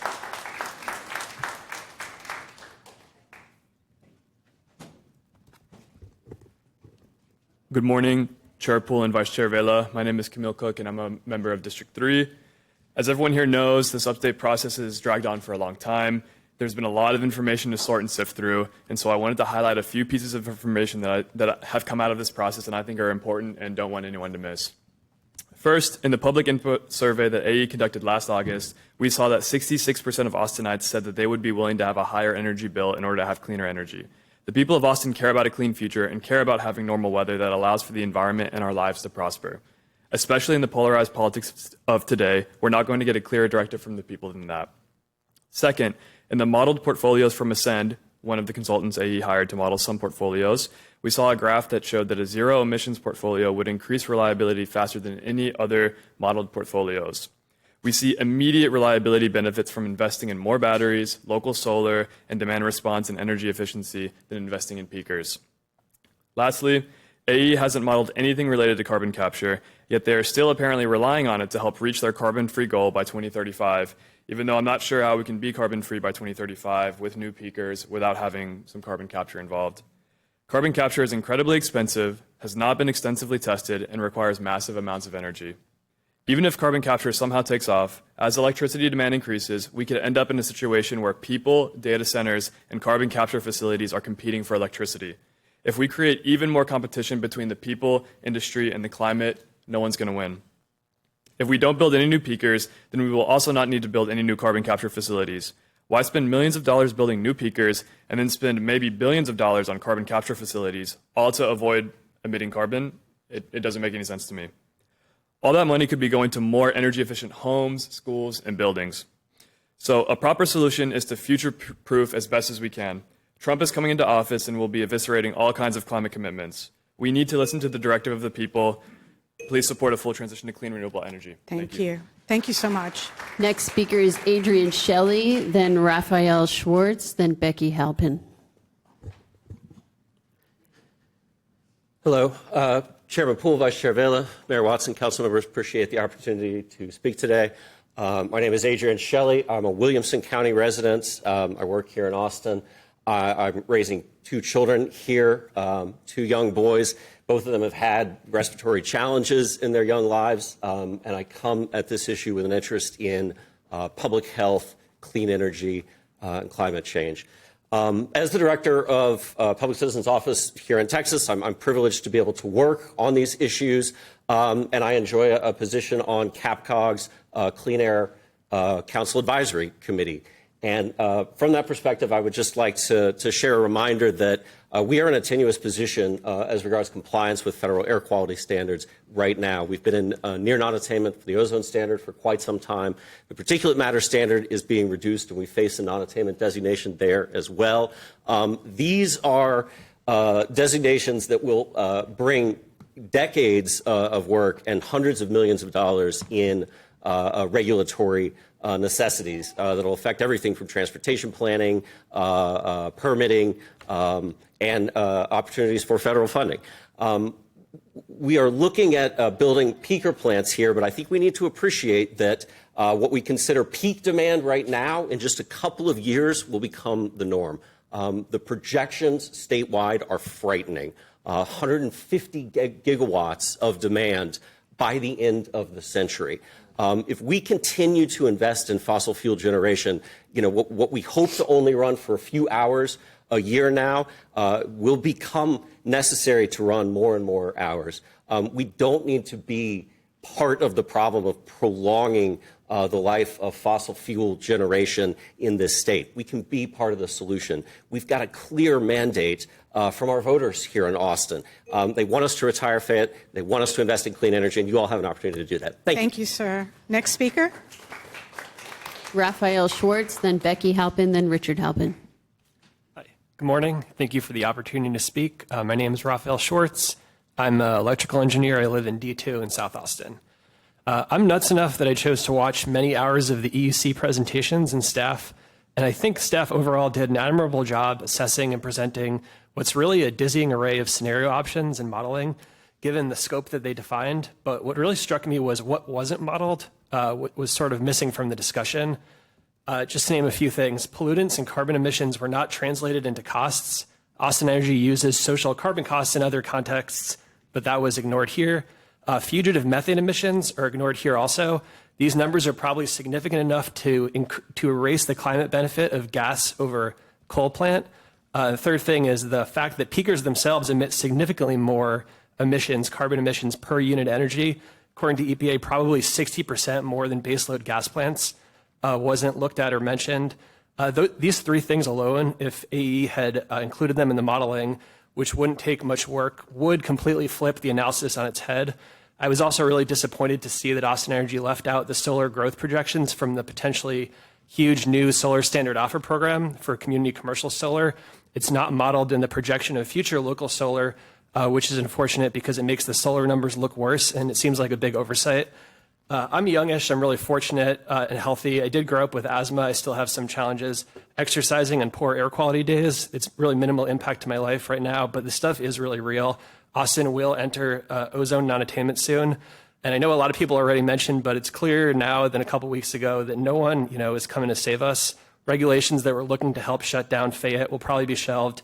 Tailpipe regulations will definitely be scrapped, and a lot of the federal climate subsidies will absolutely be gutted.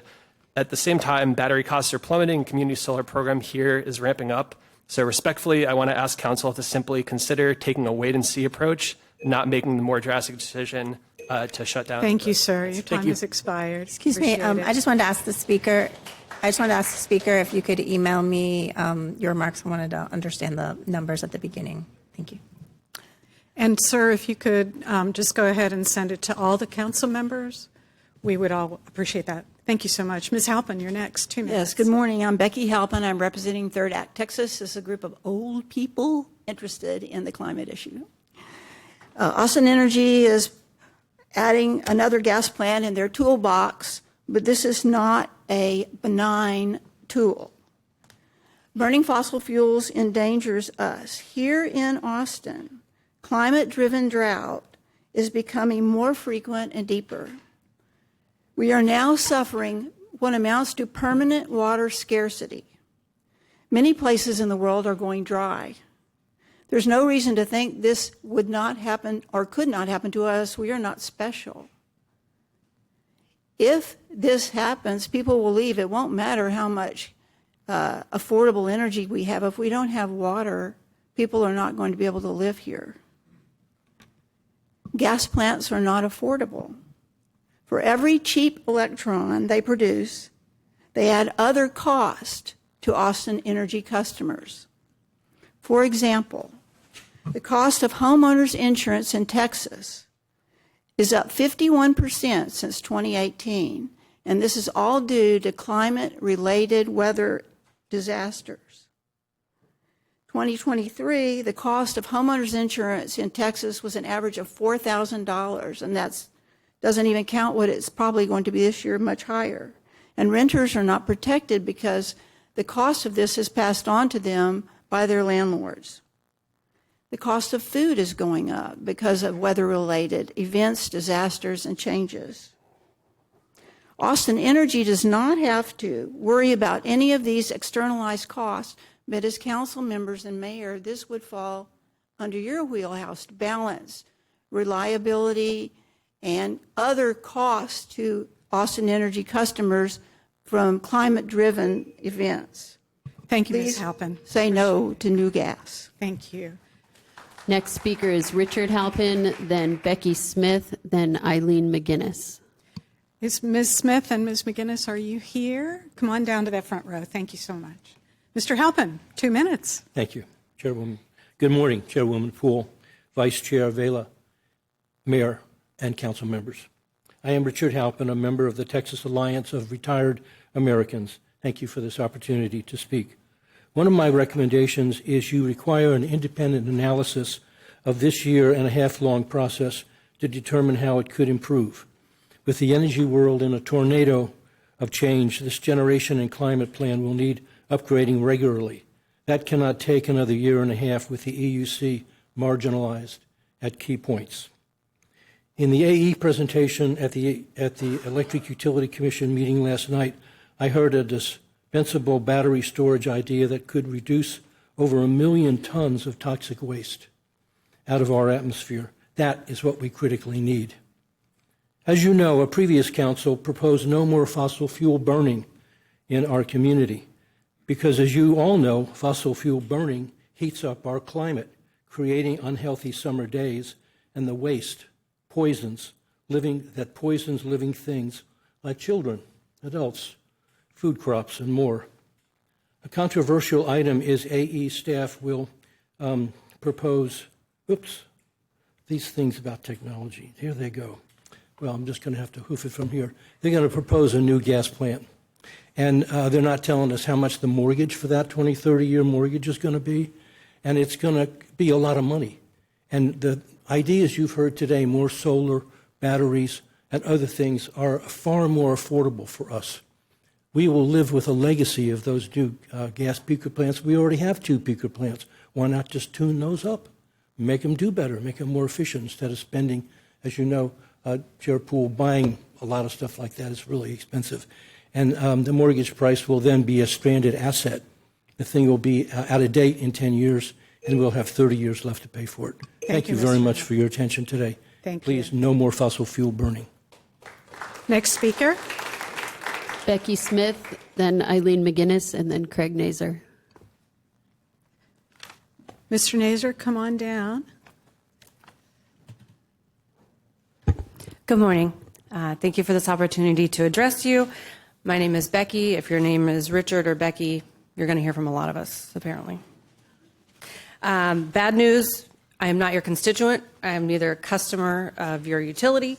I live in Houston, and my electric utility does not have a human or a humane face.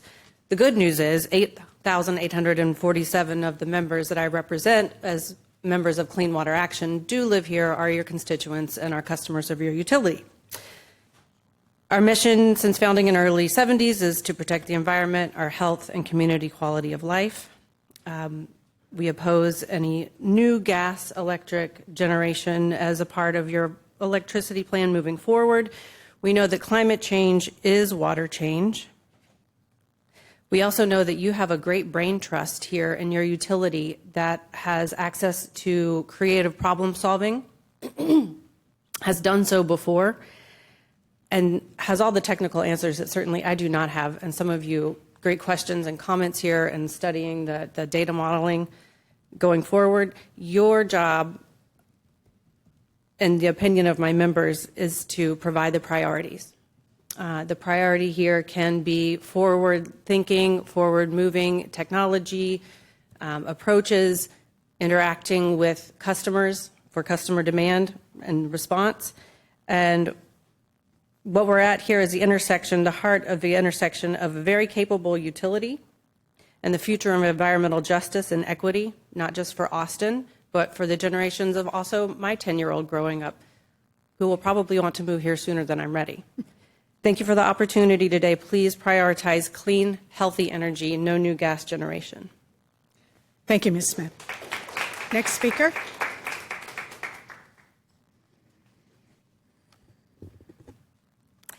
Good morning. Eileen McGinnis, District 9. I'm here today to ask you to commit to a carbon-free plan on behalf of our children's health and climate. As the parent of a 9-year-old Austinite, I'm deeply afraid for his future. I fear that if we continue down this path of fossil fuel dependence, he will grow into adulthood, facing a world of climate collapse and civil chaos. I'm also here today as the founder of local nonprofit The Parents Climate Community. I started this group because love for my own child has made me aware that all of us adults living in this time of climate crisis have an obligation to protect what we love and to help all kids thrive. Investing in new peaker plants that will likely operate in East or Southeast Austin, one possible site near Decker Elementary School, is not the way to care for children, and is not a trade-off that we should feel comfortable making.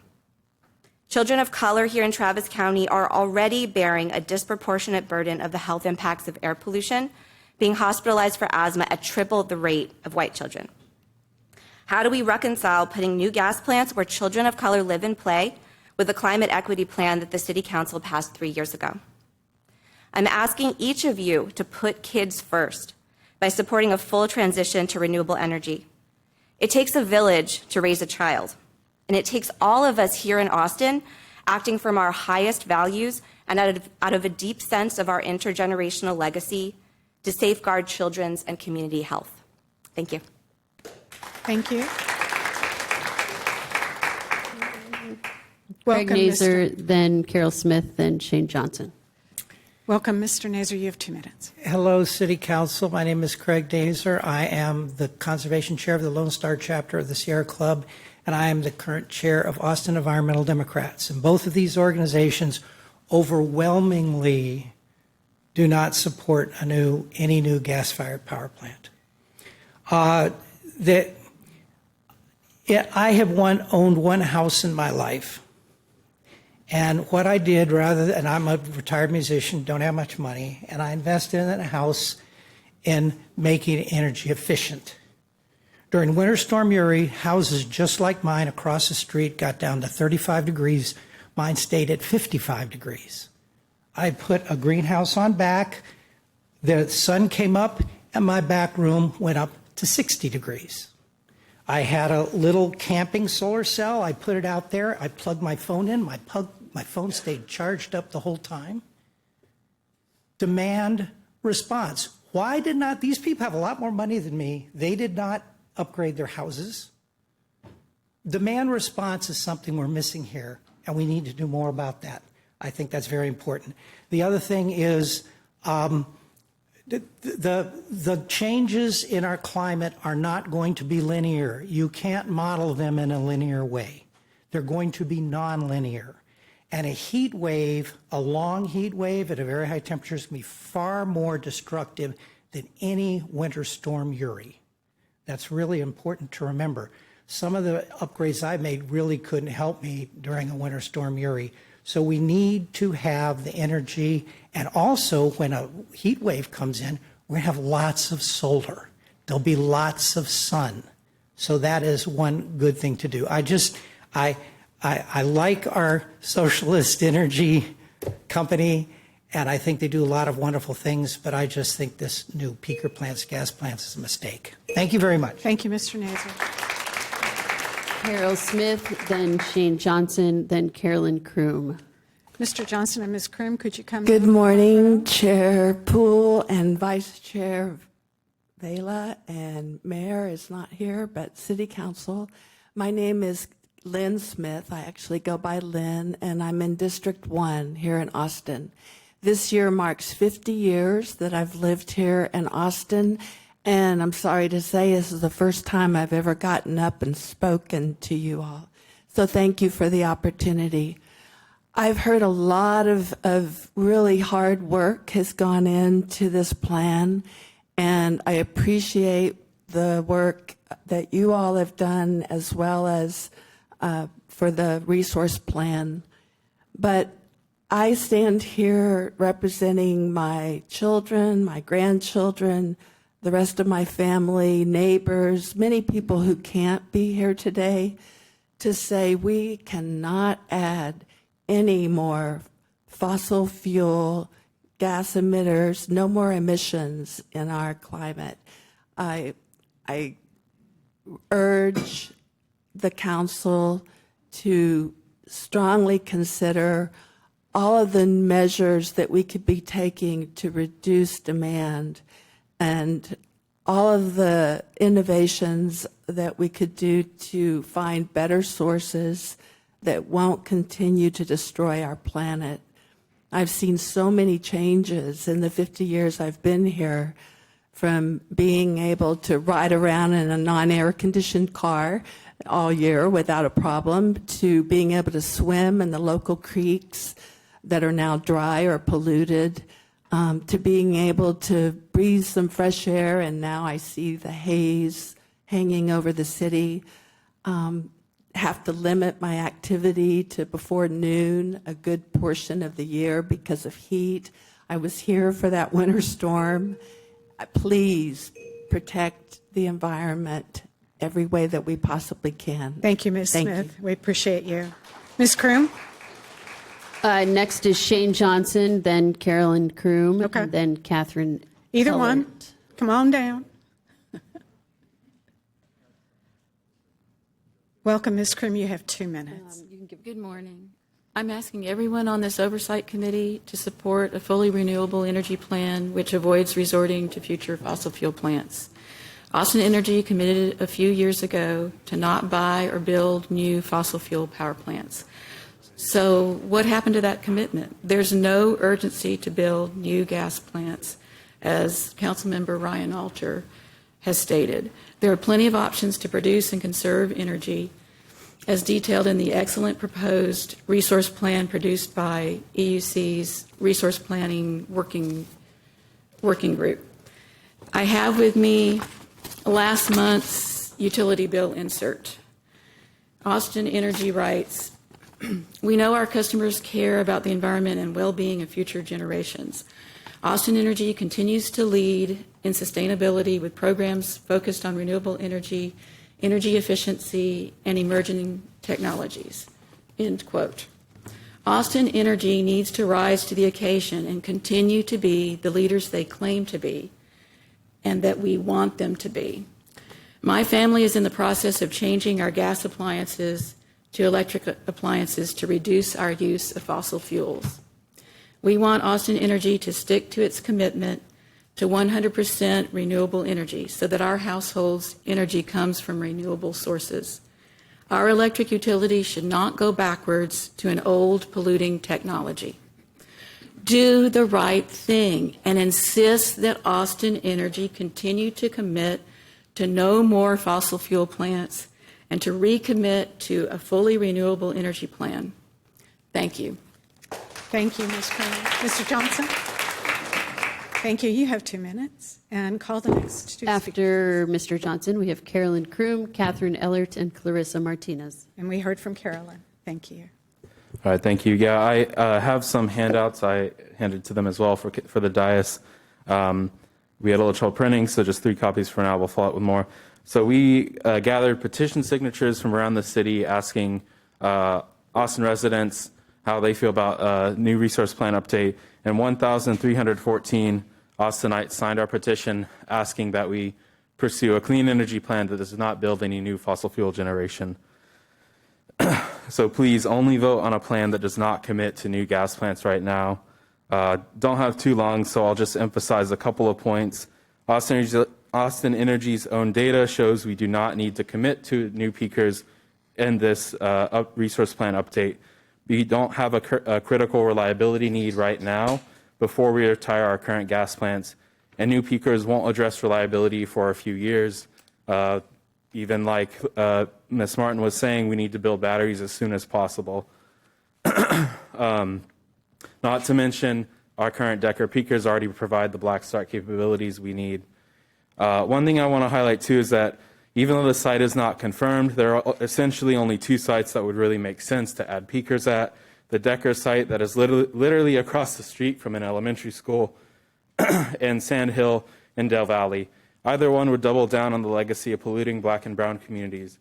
We cannot make a decision that takes us back 10 years backwards from our community's values and climate goals. A decision to approve this right now would be the nail in the coffin of ozone attainment, even with selective catalytic reduction mentioned earlier. And this is not even taken into account, there's no modeling on the impact of RAS, resilience as a service, that will proliferate small natural gas plants at critical load around the city, and how that's going to impact air quality, load, things like that.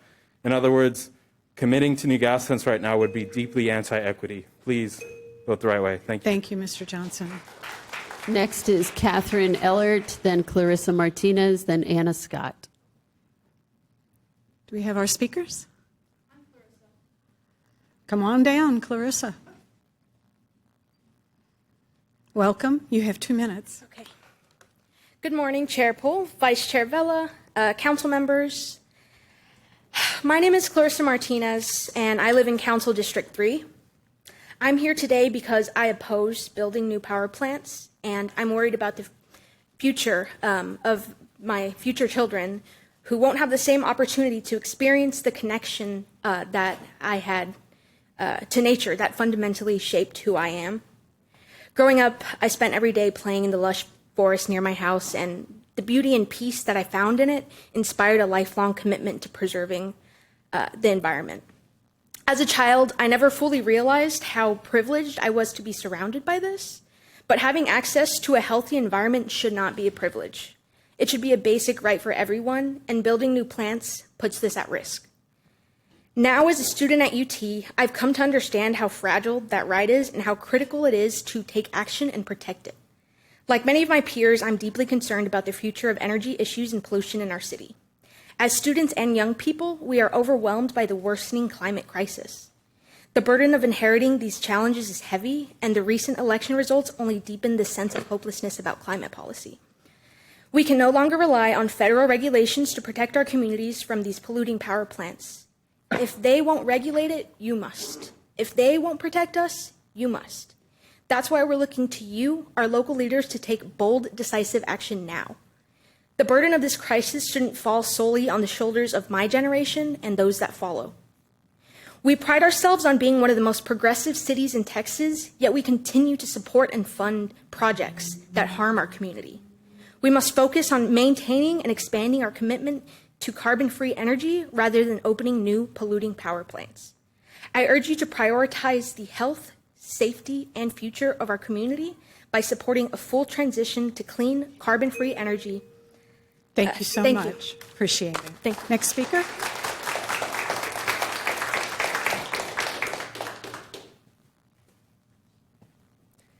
Thank you so much. My name's Anna Scott. I'm a resident of District 9. I'm a climate scientist, and I'm also a commissioner on the Joint Sustainability Commission, though these views today are my own. I'm really concerned about this resource plan on an economic basis. I am concerned that this is going to be saddling us with expensive legacy equipment that's going to be quickly out of date and will cost us money and emissions that we're going to regret. I'm concerned we're going to be back here in 10 years thinking we wish we would have done something differently. There's a number of details in this that I'm hearing about that really concern me. In particular, I have heard, and don't know if this is true, but that we've ignored distributed resources and that we've assumed flat and not declining costs for renewables. Again, I double click on that one. But I think this obscures the fact that if we take a step back and look at how we've come to this process in the past, historically, we've done a terrible job at forecasting our energy futures. If you look at where we were 10 years ago, we thought that we would have 20% growth over the next 15 years, primarily due to data centers, and we thought we'd have really expensive renewables. Instead, today we've had flat demand, and we've had an order of magnitude drop in renewables. Today, battery packs are coming out of China at like $50 a kilowatt hour. This was unthinkable even just a few years ago. And indeed, renewable energy and battery developers are making money. Lazard reports that utility-scale projects are experiencing internal rates of return of upwards of 20%, including a Corpus Christi project that's forecasted a return of nearly 30% over its lifetime. That sounds like a really great investment to me. These battery energy storage systems are also firming up our grid in the summer and saving Texas ratepayers hundreds of millions of dollars. Today, we're not alone in facing this choice. Other utilities are facing this, and over 90% of new capacity installations are for renewable and batteries. I urge us to follow that trend and double down on cheap, reliable renewables. Thank you. Next speaker is Brenda Burstis, then Norma Cortez, and then Rosanna Torres. If y'all come down, that'd be great. Hello. Pleasant good morning to each of you. I'm Brenda Burstis, District 9. I do believe Austin Energy, our community-owned teamwork utility company, has the capability to make a decision, especially when recognizing the support in the community for us to all move forward together, not engaging in any future, construction on something that will use fossil fuels, no coal. Instead, as a springboard, use Austin Energy's gift to us in 2014, 10 years ago, the use of solar credits to customers in order to move forward and focus on the positive, because any other choice to build any new plants is risking the health of our environment and every citizen. And that health I refer to is not just of our health now, but also going on data that's proven internationally that the exposures that individuals have now shows up in their grandchildren 2 generations later. We have the choice to stop this. We've got cities that have made these transitions and have had remarkable results: Centralia, Washington, Tocopilla, Chile, and they did it. Chile did this in such a short period of time. I mean, it's remarkable to hear the discussions in those communities. And I think that with the recognition of the support Austin Energy has with this community in the concessions we are willing to make, that we can move forward as a team and recognize better results, using especially all the added data that we have from other communities on this path to help our world be healthy. Thank you. Thank you so much. Next speaker. Next is Norma Cortez, then Rosanna Torres, then Susan Littman.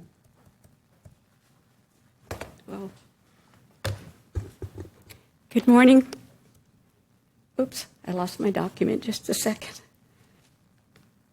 Good morning, Chair Poole, Vice Chair Vela, council members, and Mayor Watson. My name is Norma Cortez, and I'm a resident in District 2.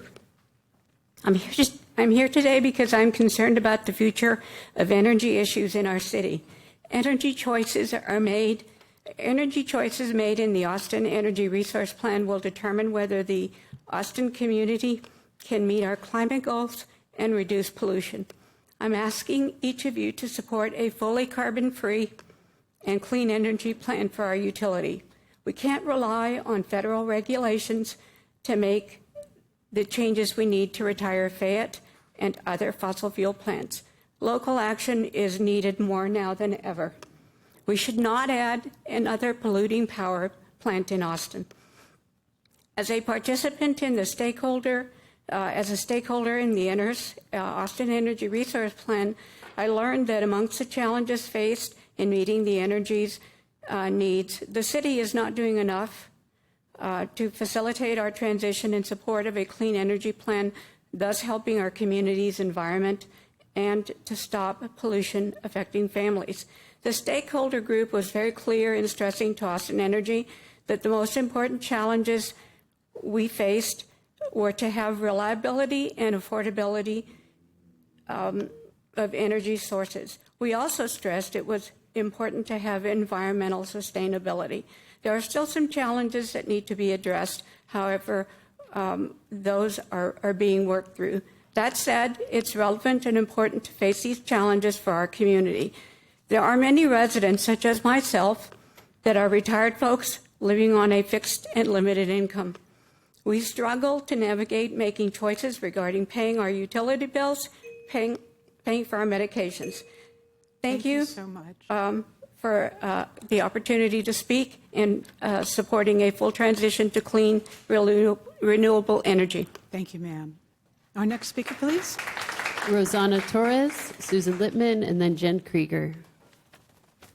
Good morning, Chair Poole, Vice Chair Vela, Mayor Watson, and council members. I'm Roxy Torres, an Austin resident for 11 years. I live in District 1 with my 5-year-old and partner. I'm a senior designer at Rewiring America, an electrification nonprofit that helps Americans save money, improve health, and build the next generation of the clean energy workforce. I'm here today because I care deeply about Austin's goal to achieve 100% carbon-free clean energy plan by 2035. Austin is a city where families thrive, children grow up surrounded by nature, and residents take pride in their health. Forbes came out with a recent number where we were celebrated nationally as one of the healthiest cities, not by accident, but because we care about each other and the environment, which makes Austin special. But our health and our environment are at risk. Fossil fuels pollute the air we breathe inside our homes and across the city. I think of my child breathing air in a home with a gas stove. Each meal cooked on gas exposes children to harmful chemicals, increasing the risk of asthma to up to 42%. Beyond our homes, fossil fuel pollution is in our air and contributes to 350,000 premature deaths in the U.S. every year. And I can send you references to all these numbers. We're a city that values healthy choices with some of the lowest smoking rates in the country. Shouldn't we also protect our air from pollutants as harmful as secondhand smoke? Shouldn't we be able to choose clean, safe energy that reflects our community values? We have all the clean energy solutions we need to replace gas plants. If we're still considering peaker plants, we're not pushing hard enough for the clean, healthier future Austin deserves. Imagine Austin as one of the healthiest cities in America and a national leader in clean energy, a beacon for a sustainable, healthy future. Thank you so much. Thank you for the time. Next speaker, Susan Littman, then Jen Krieger, then Kevin Fincher. Good morning, Chair Poole and Vice Chair Vila and the council members and Mayor Watson. My name is Susan Littman. I live in South Austin near Slaughter Lane and in D5, and I've been an Austin resident since 1967. I'm here to ask that you pass a resource generation plan this year and that we stay on a path to carbon-free energy by 2035 and add no new fossil facilities.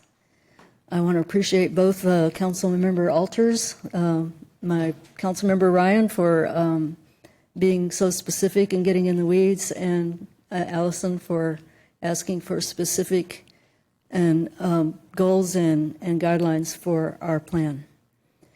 I want to emphasize, as others have, that I see a powerful downward trend in the renewable resources that we need, the solar and the batteries. I've emailed all of you yesterday with links and data about that. Battery storage down 80%. Solar power reliably free during sunny parts of the day for much of the year, pretty much everywhere, as predicted by a Bloomberg analyst. I could say much more about that, but other people have done it too. In the 57 years that I've lived in this part of Texas, I've seen droughts, fires, and floods, and I survived Winter Storm Uri. We should remember not only that we had a terrible power failure, but that Winter Storm Uri is a manifestation of the extreme weather, the extreme cold, as well as the extreme heat that climate change generates. And so now we start to see planetary boundaries starting to destabilize. Austin must do its fair share of transitioning off of fossil fuels. If we don't, do we expect other cities and countries to take up the slack for us? We have one sentence, we have an urgent moral duty to live up to our part of this doable challenge. Thank you so Thank you. much. Next speaker. I don't think Jen Krieger's here. So Kevin Fincher, and then David Levesque, and then Matt Creel. If your name's been called, please come down to the front so you're ready to go. Welcome, sir. You have 2 minutes. Good morning, Chair Poole, Vice Chair Vela, Mayor, and committee members. My name is Kevin Fincher. I'm the CEO and President of the Austin Regional Manufacturers Association. I am a District 8 resident, but I represent a constituency of individuals that are in all districts. Manufacturing is a significant generator of middle-income jobs and the backbone of the American economy. In the Austin-Travis County area, we have over 2,200 manufacturers that employ over 72,000 employees at an average wage of $126,000. It is imperative that Austin adopt a plan for reliable, clean, dispatchable energy to support this growing economy. Austin is at the forefront of manufacturing innovation, from semiconductors to EVs and to aerospace. We can also include modular nuclear reactor manufacturing to that list. We have a manufacturer in Austin that is currently manufacturing this new technology. So recent technological advances and a reassessment of nuclear as a clean source of energy has ignited significant investment and an advancement. Most recently, the bipartisan passage of the Federal Advance Act has shown the commitment to advancing nuclear as a clean, reliable source of energy. Under the existing 2030 plan, Austin Energy is prohibited from exploring, and I quote, any additional nuclear power generation resources, unquote. Under the proposed 2035 plan, that prohibition has been eliminated, and we support the new plan as a pathway as we move towards new, cleaner technology and allow a runway for Austin Energy to adopt these newer technologies. Thank you for your time. Have a good day. Thank you, sir. Next speaker. I see a prop coming up here. Looks like a solar panel. Can you all see behind that? Okay. You have 2 minutes, sir. Welcome. Good morning, fellow citizens. I'm David from Savari. I'd like to introduce you to the world's first all-in-one solar panel made right here in Austin. Savari is cutting the cost of rooftop solar by more than 20%. And over the next few weeks, we have an opportunity to make a decision that will improve our economy, help thousands of families, and help Austin keep Austin clean. For example, Portfolio 16 in Austin Energy's resource plan calls for 860 megawatts of local solar. This would generate approximately $1.7 billion in installation revenue to local solar companies, with 50% of that paid for by federal incentives. Approximately 100 new installation, maintenance, and manufacturing jobs would be created. Electricity prices for all Austin customers would be held under the 2023 State of Texas Low-Income Customer Electricity Burden of 5% by reducing our 4CP demand on ERCOT. Furthermore, the $450 million that Austin residents spend on dirty power would be reduced. And most importantly, the air we breathe will be cleaner for generations to come. Today, I'm asking City Council to consider economic development, clean air, and international leadership as a position as a clean city in their decision. Today, I'm asking you to be the heroes that our children need. Thank you. Thank you so much, sir. Next is Matt Creel. And then Hayden Baggett. Mayor Pro Tem, Council members, thank you for your time. My name is Matt Creel with Opportunity Austin. I'm here to support the Resource and Generation Plan. Opportunity Austin supports investments in infrastructure that enhance the efficiency and reliability of services for commercial and residential customers.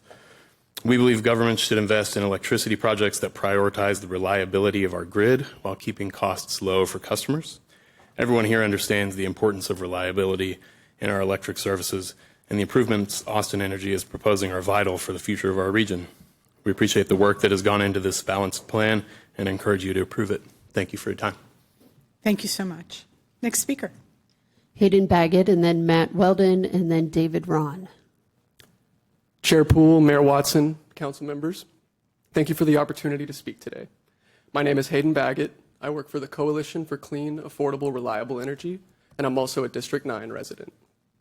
Let me start by saying the stakeholder process was engaging, informative, and the end product is reflective of the group's diverse values. Therefore, I'm asking you to support the generation toolkit that Austin Energy presented to you today.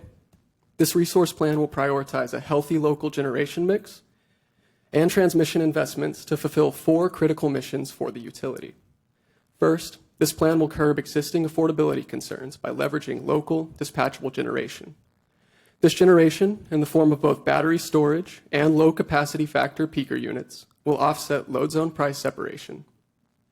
Added transmission import capacity will also reduce congestion costs.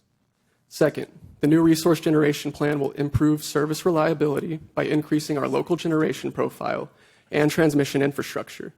Local peakers will provide black start capability, voltage support, and prevent forced outages.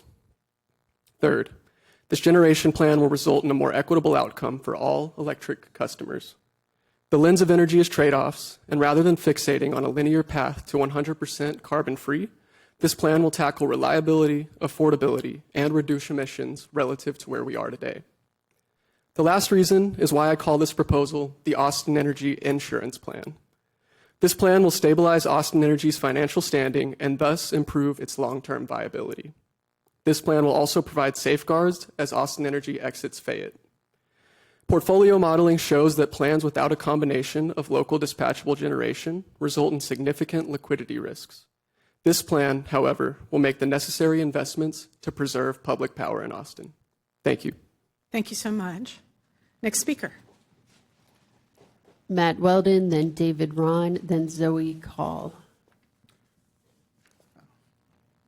Good morning. My name is Matthew Weldon. I live in Council District 6. I've raised 3 boys in Austin over 26 years, have an educational background in chemical engineering, and I'm very sensitized to climate change effects from observations from my childhood home in Colorado at the headwaters of Del Rio Grande. I served a term on the EUC where I was a lead cheerleader of the policy that became REACH, Reduce Emissions Affordably for Climate Health. I bring that initiative up in large part to congratulate you and Austin Energy for its execution and 4 years of success. I posit that this program is the largest, most cost-efficient, and effective emission reduction program in Texas. I enjoy saying that, but it's more a reflection of how little we're trying in Texas and the fact that we have very limited control over the Fayette power plant. Less than 50% of it is under our influence. I additionally posit that REACH has no identifiable downsides to the state of Texas, but delivers a list of benefits in terms of health, environment, and economic positives for Texas-based energy production of all kinds. And I say that more for the benefit of others outside this room. But it is relevant here because the portfolio discussions this year are focused on 3 broad assessment metrics: net present value, and then seemingly apart, emissions that are associated with a given portfolio as a variable to capture sustainability concerns, and an assessment of lost load to capture reliability. Creating metrics of evaluation is a key work of the Council. Assigning dollar values to emissions and lost load is easily done, and using only the data from Austin Energy and EPA figures for social costs and carbon, subsidy rates paid by the state of Texas to mitigate NOx, and the significant, and I would posit, market distorting figure that the PUC places on lost load, you can put all the scenarios on a common cost rubric. And if you do so, it shows that portfolios 16 through 17 are your best options. renewable energy makes sense as an Thank you investment. so much, Thank you for your sir. attention. Appreciate you. Next speaker. And we David have- Ron, then Zoe Call, then Mariama Ba. Very good. Welcome. Thank you. Good afternoon, Chair Poole, Vice Chair Vela, Mayor Watson, and council members. My name is David Ron. I live in Council District 5. I'm a local musician and improviser. I'm a native Austinite, and this is my first time speaking here at City Hall, so I'm very excited to be here. I'm here because I'm concerned about keeping Austin a livable city. I was born here in Austin 35 years ago when the number of days over 100 degrees Fahrenheit was 17 days. Last year, the number of days over 100 degrees Fahrenheit was 80 days. So that's 1 in 5 days last year. It was over 100. We're now living in a time where my main activity in summers is going to Barton Springs or hunkering down inside. Or in the winter, it's being scared that a crazy storm will come in and that I'll lose my power. So I'm very worried that if Austin keeps getting hotter or the weather gets more erratic, I will have to leave, which I don't want to do. My parents still live here, my cat and my girlfriend still live here, and Austin is my home. So to stop temperatures from increasing, we have to stop emitting fossil fuels. Building new peaker natural gas plants would lock us into continuing our emissions for carbon and would go against our current climate plans of having no new fossil fuel generation. Additionally, I just wanted to bring up the Fayette coal plant. I know we're all aware of how sticky and difficult that situation is, and I applaud you and can encourage you to continue working on that. I know it's very difficult, but it is 80% of Austin Energy's carbon emissions and uses 5 billion gallons of water a year while we're in a critical drought. I urge you to push Austin Energy to create a resource plan and approve one that focuses on clean renewable energy, battery storage, and phases out fossil fuels. Thank you so much for the work you do, and thank you for your time. Thank you. Next speaker. Zoe Call, then Mariama Ba, then Haley Lockett. Hi there, good morning. My name is Zoe Call, and I'm a UT student currently studying government, sustainability studies, and smart cities, and I reside in District 9. I'm skipping my university classes today to ask you to fully support and prioritize a forceful commitment to advancing carbon neutrality in Austin, which naturally requires rejecting proposals that further entrench Austin in fossil fuel politics and power. Given the 2035 plan, it is imperative that the City of Austin take every opportunity to advance renewable energy production and reduce greenhouse gas emissions, especially through improvements in the transportation, energy, and waste sectors. Any failure to take advantage of such opportunities will greatly hinder the city from achieving its carbon neutrality goal. Even more, though, doubling down on fossil fuel power could hinder the city from being energy secure. Fossil fuel energy has proven unreliable in many circumstances, like during the winter storms, when some terrestrial plants froze over and were unable to function, or during recent hurricanes when offshore extraction temporarily shut off. In both of these situations, renewable energy played a key role in helping meet energy demand. Thus, investing in the advancement of alternative energy production methods rather than fossil fuel sources becomes essential for reaching a more secure energy landscape in a continually changing climate. Furthermore, though, it is crucial that Austin take every opportunity to reject new fossil fuel energy infrastructure proposals. Such energy sources would massively inhibit the possibility for and likely result in the postponing of Austin's 2035 carbon neutrality goal. This very ambitious goal must be met with equally ambitious efforts. Austin does not need to be added to the list of cities that fail to meet their climate goals because of a lack of commitment and sufficient planning. Austin is ideally positioned to achieve resilience in its future as long as truly smart, prudent, and thoughtful decisions are made in the present. Thank you for your attention. Thank you so much. Next speaker. Welcome. Good afternoon, everyone, and council members. My name is Mariama Ba. I'm a student at the University of Texas at Austin, and I'm in Council District 9. I'm here today to state my concerns and hope for the future. As a college student and human rights advocate, I feel a profound responsibility towards shaping a future that prioritizes the health and well-being of both the environment and young children who will inherit this earth. That's why I believe the City of Austin must fully commit to adopting clean energy. Clean energy is a proven pathway towards sustainability. Countries like Denmark and Germany highlight this success. Denmark gets nearly half of its electricity from from wind power, and Germany showcases the solar energy can thrive, even in less sunny climates. These nations have reduced carbon emissions, created green jobs, and enhanced energy independence. It's long overdue to shut down coal plants. As Texans, we have unparalleled access to renewable resources like wind and solar. These resources are abundant, reliable, and capable of meeting our energy demands, while reducing harmful emissions that contribute to climate change and health issues. Research consistently shows that fossil fuel pollution disproportionately harms young children, leading to higher rates of asthma and developmental challenges. I can't imagine a future where we knowingly choose to subject our young and most vulnerable to these avoidable damages. Vote for clean energy. Transitioning to clean energy is not just a technical decision, it's a profound moral obligation. I assume that some of y'all have children, nieces, nephews, and even grandchildren. They deserve better. By embracing clean energy, we protect our environment, safeguard our health, and create a future for our youth. Thank you so much. Vote for clean energy. Our next speaker, please. Next is Haley Lockett, then Ben Suddaby, then Delilah Ramirez. Good afternoon. My name is Haley Lockett, and I'm the current campus organizer at Move UT and a senior at the University of Texas. I speak to you today as a representative of the student body that couldn't be here today, as well as a resident of District 9. It is an honor to stand before you as we unite for clean energy. I urge you to support a carbon-free and clean energy strategy that reflects the needs and values of the citizens that you represent. The climate crisis is no longer a distant threat. It is here now. We cannot afford to delay the transition to renewable energy anymore. Austinites are already bearing the big impact and cost of past inactions, including the polluted air and impacts of the warming climate. Building a new methane gas plant with only vague promises of transitioning to green hydrogen, another source of air pollution, is not the path forward. We must invest in solutions that prioritize health and sustainability for our collective futures.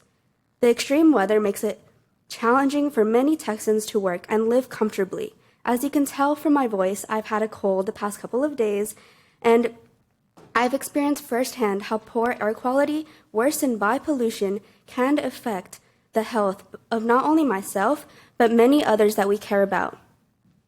The air quality for the past week has been rated fair, defined by the ACCU weather as generally acceptable for some. Why should Austinites be subjected to fair air quality when we can do something to make it excellent? Adding another polluting power plant in East Austin should not be a consideration today. Climate change is driving up electricity bills every summer as rising temperatures demand more cooling costs that I, along with many other residents of Austin, feel strongly about. My past summer bill was nearly $600. Thank you so much. Vote for clean energy. Thank you. Thank you. Mr. Suddaby, you have 2 minutes. Welcome. Hi, my name is Ben Suddaby. I'm speaking on behalf of myself, although I'm a proud D4 resident, proud member of AFSCME 1624. I'm here to tell y'all basically what I mentioned at the EUC. I've been going to those meetings for months now. I mentioned last night, the political will, which is on display here today, the political will in our community is for major investments in renewable generation, storage, for it to be union built and run. That's where the political will is. There's not political will for, generation based on burning things. People don't want that. So there was a lot of discussion last night about the peaker plants, and I understand that there's lots of concern about the financial implications of when demand is spiking high, the costs, and I think we need to ask more questions about some other options that exist for addressing those types of vulnerabilities and adding some more stability, particularly on things that I haven't heard much conversation about, large-scale geothermal storage. We've talked about a pilot plant for generation, but what about storage in that sense? Storage doesn't just have to be batteries, although that should be a great part of our mix. If we deploy that right now and do a major investment in that, we can allow ourselves some more time to see what's happening down the road and not have to implement any kind of fossil fuel technologies until we see what the landscape is on technology and especially at the federal level for regulatory and financial incentives. One of the benefits that were mentioned last night and today about these peaker gas plants is the black start, that they can start when the grid is completely down. But I haven't seen people talk about that batteries and other types of green storage have that same ability. They have the ability to do that, and not only that, they have the ability to accept load in those scenarios. Appreciate you being here. Our next speaker, please. Delilah Ramirez, Paul Robbins, and then Ryan Pollock. Mr. Robbins, feel free to come on down to the front row. Thank you. Good afternoon. My name is Delilah Ramirez. I live in District 9. I'm a government and international relations double major at UT Austin. I'm here with the hopeful knowledge that you all understand the urgency requisite in producing any possible, tangible, and consequential change in our approach to climate efforts as we head into the next few years. I'm not here to comment extensively on the state of national affairs right now, but we all know that a fossil fuel and oil business executive and CEO is now our potential new National Energy Secretary. This should give a clear image on what the future of national energy regulation policy is going to look like as we progress through the next 4 years. I'm here to remind you of the responsibility that you have taken on to protect this city from hostile and regressive policy that fundamentally impacts our most vulnerable communities. It's well established in environmental science and public health research fields that low-income racial minority communities disproportionately bear the burden of the effects of carbon pollution and climate change. They're the first ones likely to be met with the emissions let off by the nearest power plant. They're the first ones to have their lives devastated by extreme climate events that we've seen, and they're the last ones to receive the resources necessary for them to be able to survive these events. I've heard and I've watched and I've felt from many of you and those adjacent to you the pride that this council and our mayor takes in suing against and fighting against and defying a very Republican state legislature that we have, and I share that same pride as well. I know that the EPA rules on carbon emissions earlier in April lit a fire under AE, and they were a daily reminder of just how much of a burden that fight is on this city. Unfortunately, Austin Energy is going to likely see a reprieve of that pressure as we move forward in the new administration. Do not accept this reprieve. Thank you so much. Do not remain complacent in this. Thank you. Next speaker, Mr. Robbins. Last three speakers are Paul Robbins, Ryan Pollock, and Austin Wells. Welcome, Mr. Robbins. Council, you're being asked to agree to a generation plan that adds new natural gas capacity while an effective energy efficiency measure is ignored. The Resource Management Commission recently asked Council to approve something that Austin Energy repeatedly ignored: heat pump water heaters in the new energy code. Austin Energy has repeatedly been averse to this.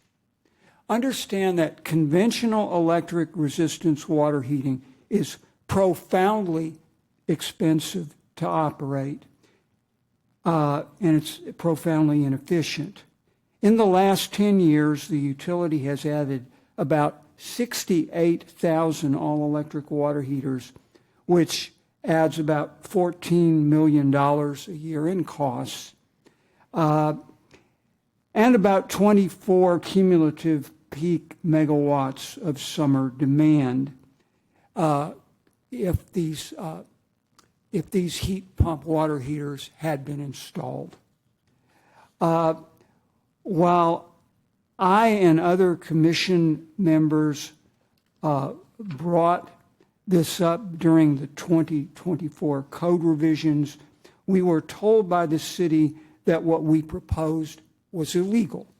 However, the state of California has been doing this illegal activity for 2 years. So I don't get it. So, in essence, I am asking you to please consider the requirement for heat pump water heaters in the new energy code to be an essential issue in the generation plan discussions. Thank you. Thank you, Mr. Robbins. Next speaker, Mr. Pollock, welcome. You have 2 minutes. Afternoon, y'all. Ryan Pollock, District 9, resident here representing the International Brotherhood of Electrical Workers. We appreciate our inclusion in the stakeholder meetings. We do believe that the prioritization of Austinites' needs as the stakeholders determine them to be is accurate, and we support them fully. Those priorities are, in descending order, reliable, affordable, and carbon-free. We would also add as a community priority above those three, Austin Energy's status as a municipally owned public utility. That being said, we're not yet confident that the enhanced geothermal systems and their potential with respect to the resource generation plan has received due consideration. This summer, I was invited to join the Department of Energy's Geode Symposium to create a roadmap for the viability of recent advances in drilling tech and enhanced geothermal methods. Last month, I visited the Sage Geosystems pilot site in Christine, Texas, and like pretty much everyone else, I've been learning a lot about geothermal in a very short amount of time because of how quickly this is advancing. I can't express enough how incredible the potential of these systems are for energy storage, the amount of questions it answers with respect to renewables, transitioning workers away from the oil and gas industry, and much more. In speaking with engineers, there's no hesitation in their confidence that the current pilot projects will be successful in their capability of doing the things that they theorize they'll be able to do. This stuff is only a couple of years away from being deployed at scale, and I think we're all going to be shocked at how fast it will scale. It should, in the near future, be cost competitive with natural gas, without gas's volatile pricing or regulation. We'd love to discuss this further with both Austin Energy and Council, and we're all ears to the hurdles that may still be in place. And we want to affirm that IBEW is dedicated to the priorities I mentioned, but we're not satisfied that geothermal has received the consideration. Thank you. Thank you so much. And I think, this is our Final last speaker is Austin Wells. Mr. Wells, welcome. You have the clear distinction of bringing us home. You have 2 minutes, sir. Hi there. My name is Austin Wells. I'm a student representative at ACC. Good morning to all of y'all. Afternoon. Here today to speak about some climate initiatives. So in September 2021, I know the City Council adopted the Austin Climate Equity Plan. The city made a groundbreaking promise to our residents to achieve net zero emissions by 2040. This pledge was not just a vision, but a responsibility to protect the health of our community, the sustainability of our planet, and the future of our children. However, the decision to build a methane power plant directly contradicts to that promise. Methane, while often labeled as natural gas, is neither clean nor sustainable. It is 25 times more potent than carbon monoxide, and as a greenhouse gas, it leaks throughout its production and use cycle, undermining any claims of climate benefits. The city may lead the state in clean energy. However, investing in a methane plant today locks our community into decades of fossil fuel dependence, when we should be transitioning to exclusively renewable energy sources. As a student leader, I see firsthand the passion my peers at ACC and beyond have for protecting the environment. We are the generation inheriting the consequences of today's decisions, and we are determined to create a future that prioritizes sustainability and equity. Across our campuses, students are leading cleanups, advocating for renewable energy, and championing the climate justice movement. Because we believe in a clean, livable planet for all, and we want to see Austin stand as a model of environmental responsibility that reflects our values and our aspirations. Rather than investing in outdated energy practices, I urge the Council to embrace sustainable solutions. This includes investing in renewable energy, improving energy efficiency, and supporting community-driven solar initiatives. With all that said, if a methane power plant were to be put next to ACC, we would be very much against it. And to put it next to an elementary school where those students don't have the voice that college students have is very wrong. Thank you so much. We appreciate you being here today. Are there any other speakers? Ms. Everhart? Okay, great. That concludes our speakers. Thank you so much. Okay, we're going to go back up for additional questions. I have Councilmember Fuentes, then Councilmember Harper-Madison, and Councilmember Ellis. Thank you. If we can put up the slide deck online, I want to reference the slide about trade-offs under normal conditions between the three portfolios that are referenced. in the presentation. I don't know what slide, slide 35 is the number on it. Does everybody have access to the slides from the EUC presentation last night? So I think that's what you're going to be talking about. Is that right? I think this is from today's presentation. So. Okay, very good. Thank you. We didn't have the other information previously. Thanks. Gotcha. Proceed, Yes, please. It's just the trade-offs under normal conditions. I wanted to walk through that particular slide.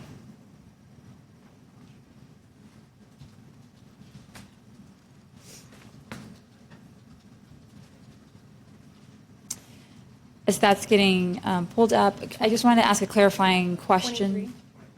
Is it 23? There we go. Yes, that's it. Thank you. I just want to understand, if we were to build new peaker plants, is my understanding that ERCOT operators could ask us to use them on demand and that we would have to comply at that order? Is that right? So when you have generation in the market, you decide when it runs. That's really part of the market is it's what's most efficient, which units run first, right? Clean energy all first, and then peaker units, right? Then use some baseload generation, and then peakers you use kind of as the last resort. It's in their name, right? ERCOT would only tell us to turn on the unit if there was a reliability concern that is right there, happening right at the moment, and the unit could actually solve it. They're running analysis in the background, as are we, to determine whether or not that's the saving item right there. And that's what we were talking about earlier. They required us to turn the units on once in the summer of 2023. But it's not that ERCOT gets to decide when the units run. It's really a market-driven function. Okay. As a whole. But last year, ERCOT asked us to turn on one of our generators, and we complied. So that is, if we build new peakers, I just wanted to make sure we're all understanding that is out there and that it has happened. In fact, you just said last year it happened, and that it could potentially happen with these new peakers. It happened because we didn't have sufficient voltage support in our local service territory. And so if we built new units and we combined that with the battery storage and all the demand side management, we're looking to meet all of our needs under a myriad of conditions. So that wouldn't be the case, right? We'd be in a situation where we're in control of providing the cleanest possible energy, and then these peakers are only used as a last resort when the demand is the highest. That's what we mean when we say as necessary. Okay. I thank you for clarifying, because you were saying to meet our own local demand. So for this slide, just walk me through, I want to understand, you mentioned that with the three portfolios, portfolio 18, 14, and 19, what the savings would be in the cost. So if we went with portfolio 18, which is the full, that is the battery, the local storage, then that would be about $9.4 billion. But if we went with portfolio 14, that's about $9.1 billion, and portfolio 14 is the one with the peakers. So that would save us $300 million in net costs between those two portfolio.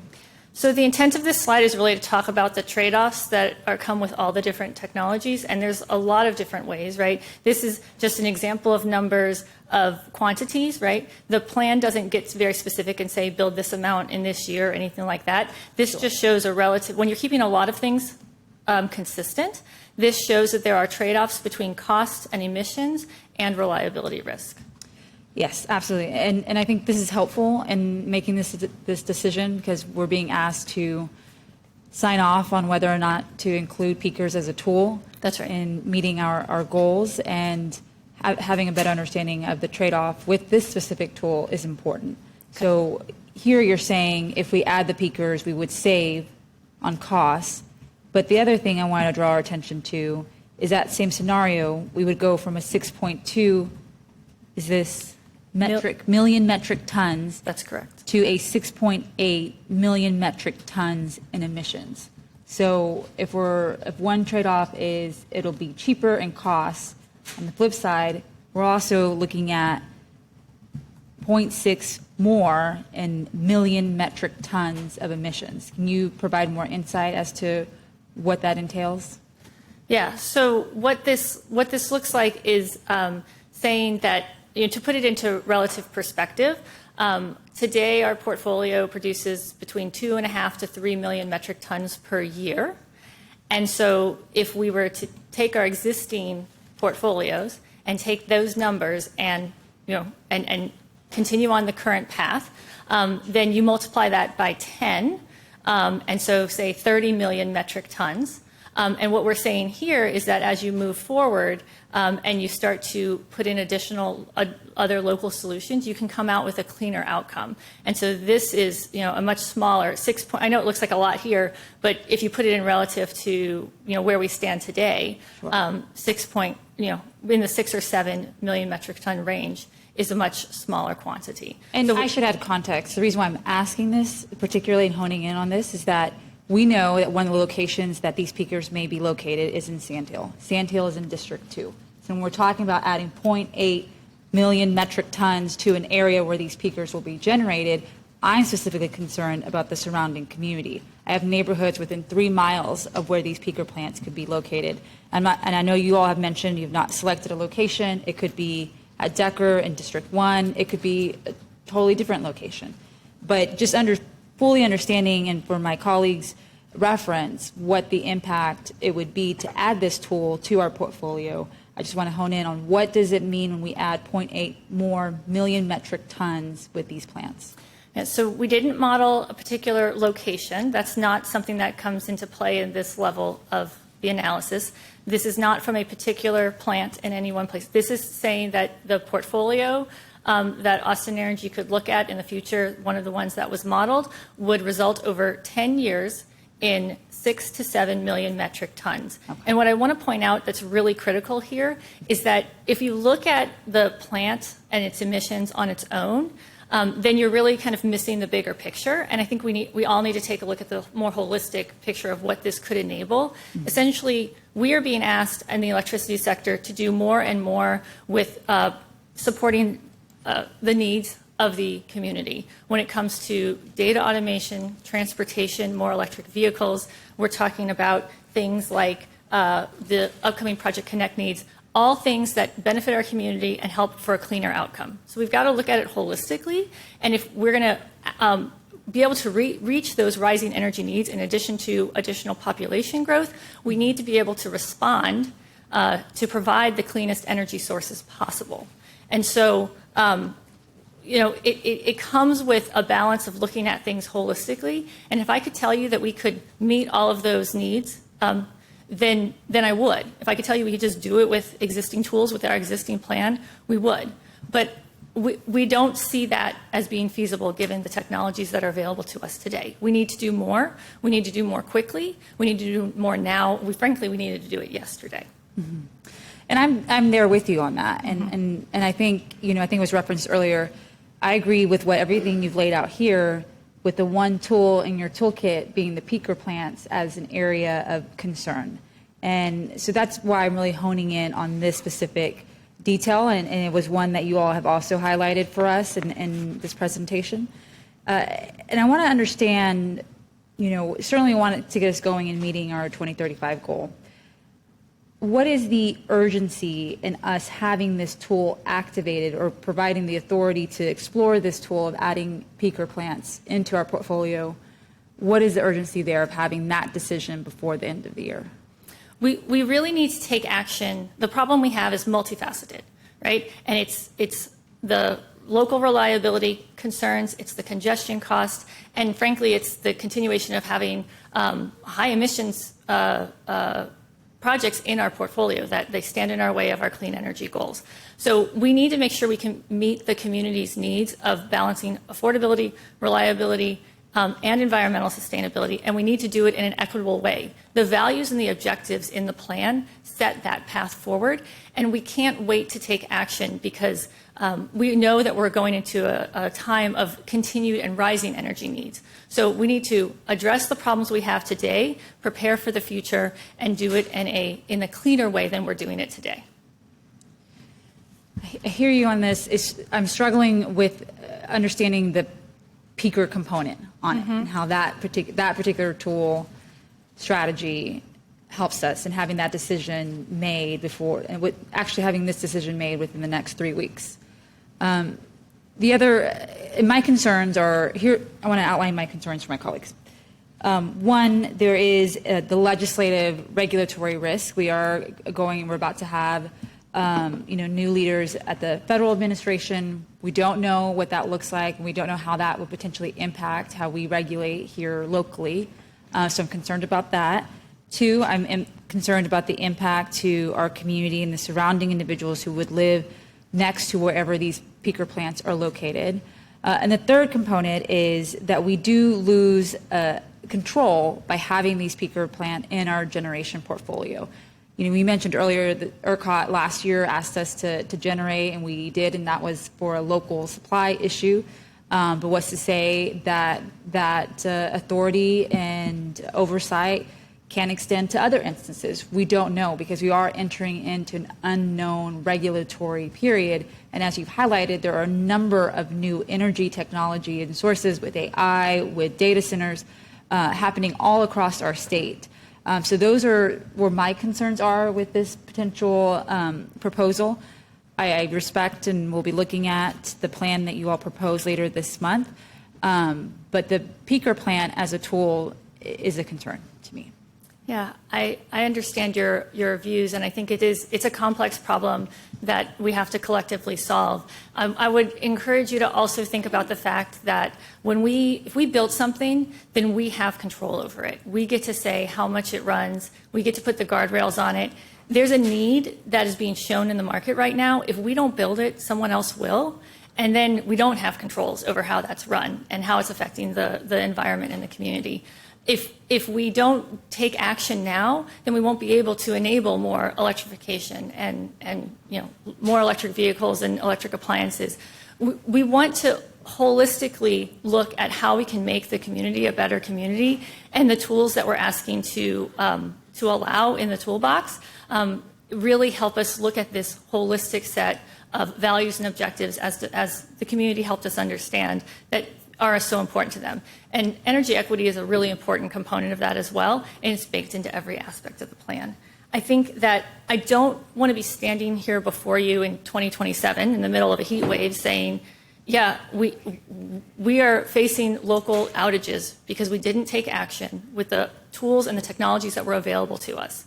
I think that some of these technologies are modular, they're small, they end up being cleaner, and you can, it's a decision that is a smart one to make now. And I think that taking a step back and looking at the big picture really helps to get us there. Thank you. And I agree with what you're saying. The issue is, and I think we're all for us taking action. We want to double down on our efforts with solar, with battery storage, with demand response management, all of those things. But one of the taking action of the tools would add, natural gas plants, even though they're smaller and they're more flexible and they're dispatchable, and we can put safeguards and we can put, key milestones to help control, is that at the end of the day, this would have an impact to our community, to the surrounding community, wherever they're located. And I want to have a really good understanding of what that looks like. And I want to also think through, is this the right approach? And do we have to decide within the next 3 weeks when so much is still unknown? We have to ask for permission to retire certain generations. And so, there's still that risk as well for bringing on new natural gas plants. Thank you. And I just want to remind all of you that a vote on a plan in the next 3 weeks does not give us permission to go build anything. Anything we were to build, we'd have to come back to you for approval. So this is really just setting the policy of which paths we can consider going forward. Thank you. Is Councilmember Harper-Madison here? If not, I'll come back to her. Is she on? There you are. I can see you now, yeah. I was looking for you on the dais. There you are. Thank you. I appreciate it. I just want to first acknowledge that I really appreciate the dialogue that's taken place so far, both by my colleagues and representatives for Austin Energy, and all the all the public that came out to express their concerns and care for our environment and our fair city. This is a complex discussion. I think at the end of the day, we all have our environment and quality of life at the top of mind. I really appreciate the last commentary from Austin Energy clarifying, excuse me, about the levels of control we can implement, and most especially appreciate the commentary around energy equity. And so with that, I think my colleagues have expressed most of my concerns. I very much appreciate what's been expressed as concerns and questions, and look forward to the continued dialogue. So I'll just keep it to commentary more than questions. I want to thank special thanks, big thanks to District 1 residents and our community leaders who participated in the feedback and engagement around the Next Gen plan. It's super important. And if, there wasn't another topic, we get so tied up in talking about zoning cases and some of the other, what feels pressing, but this is, evergreen. Literally, this is, we're talking about generations and generations of impact and perpetuity. So I want to also recognize, I appreciate that my colleagues made mention and that Austin Energy made mention, and some of our public testimony made mention about considerations around equity and, where historically energy production takes place. We definitely can't ignore what our historic impact has been on communities of color and lower moderate means. I think the impacts have been reduced with new technology and new demand strategies, but the old approach of placing power generation in communities of color and lesser means is not lost on anybody participating in this discussion. As a caveat to that, I just want to make certain that we take the opportunity to highlight how frequently the question of equity and care and concern for communities of color and low or lesser means has come up during the course of this conversation, because I do frankly feel like oftentimes it's forgotten. And there's some cherry picking that goes on when we make sure to highlight those concerns. So I hope we can get some more consistency across the board with policy making and with contributions from our communities.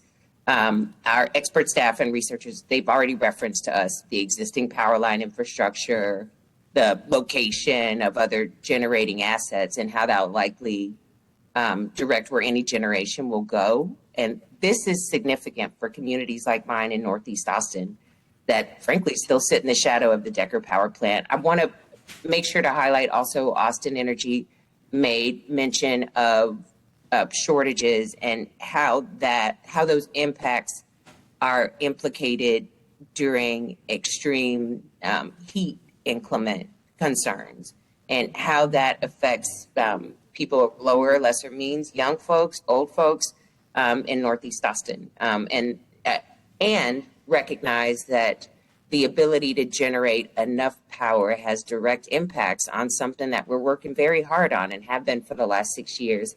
And we were able to achieve something that hadn't been achieved before we had the opportunity. The District 1 team and our partners over at Travis County have been working closely with them for going on 2 years to be able to establish this interlocal agreement between the two entities. And, with the work that we're doing with our friends over at Travis County, we've been able to establish the Northeast Planning District, which will be a playbook that, like our concerns around the environment, exist in perpetuity.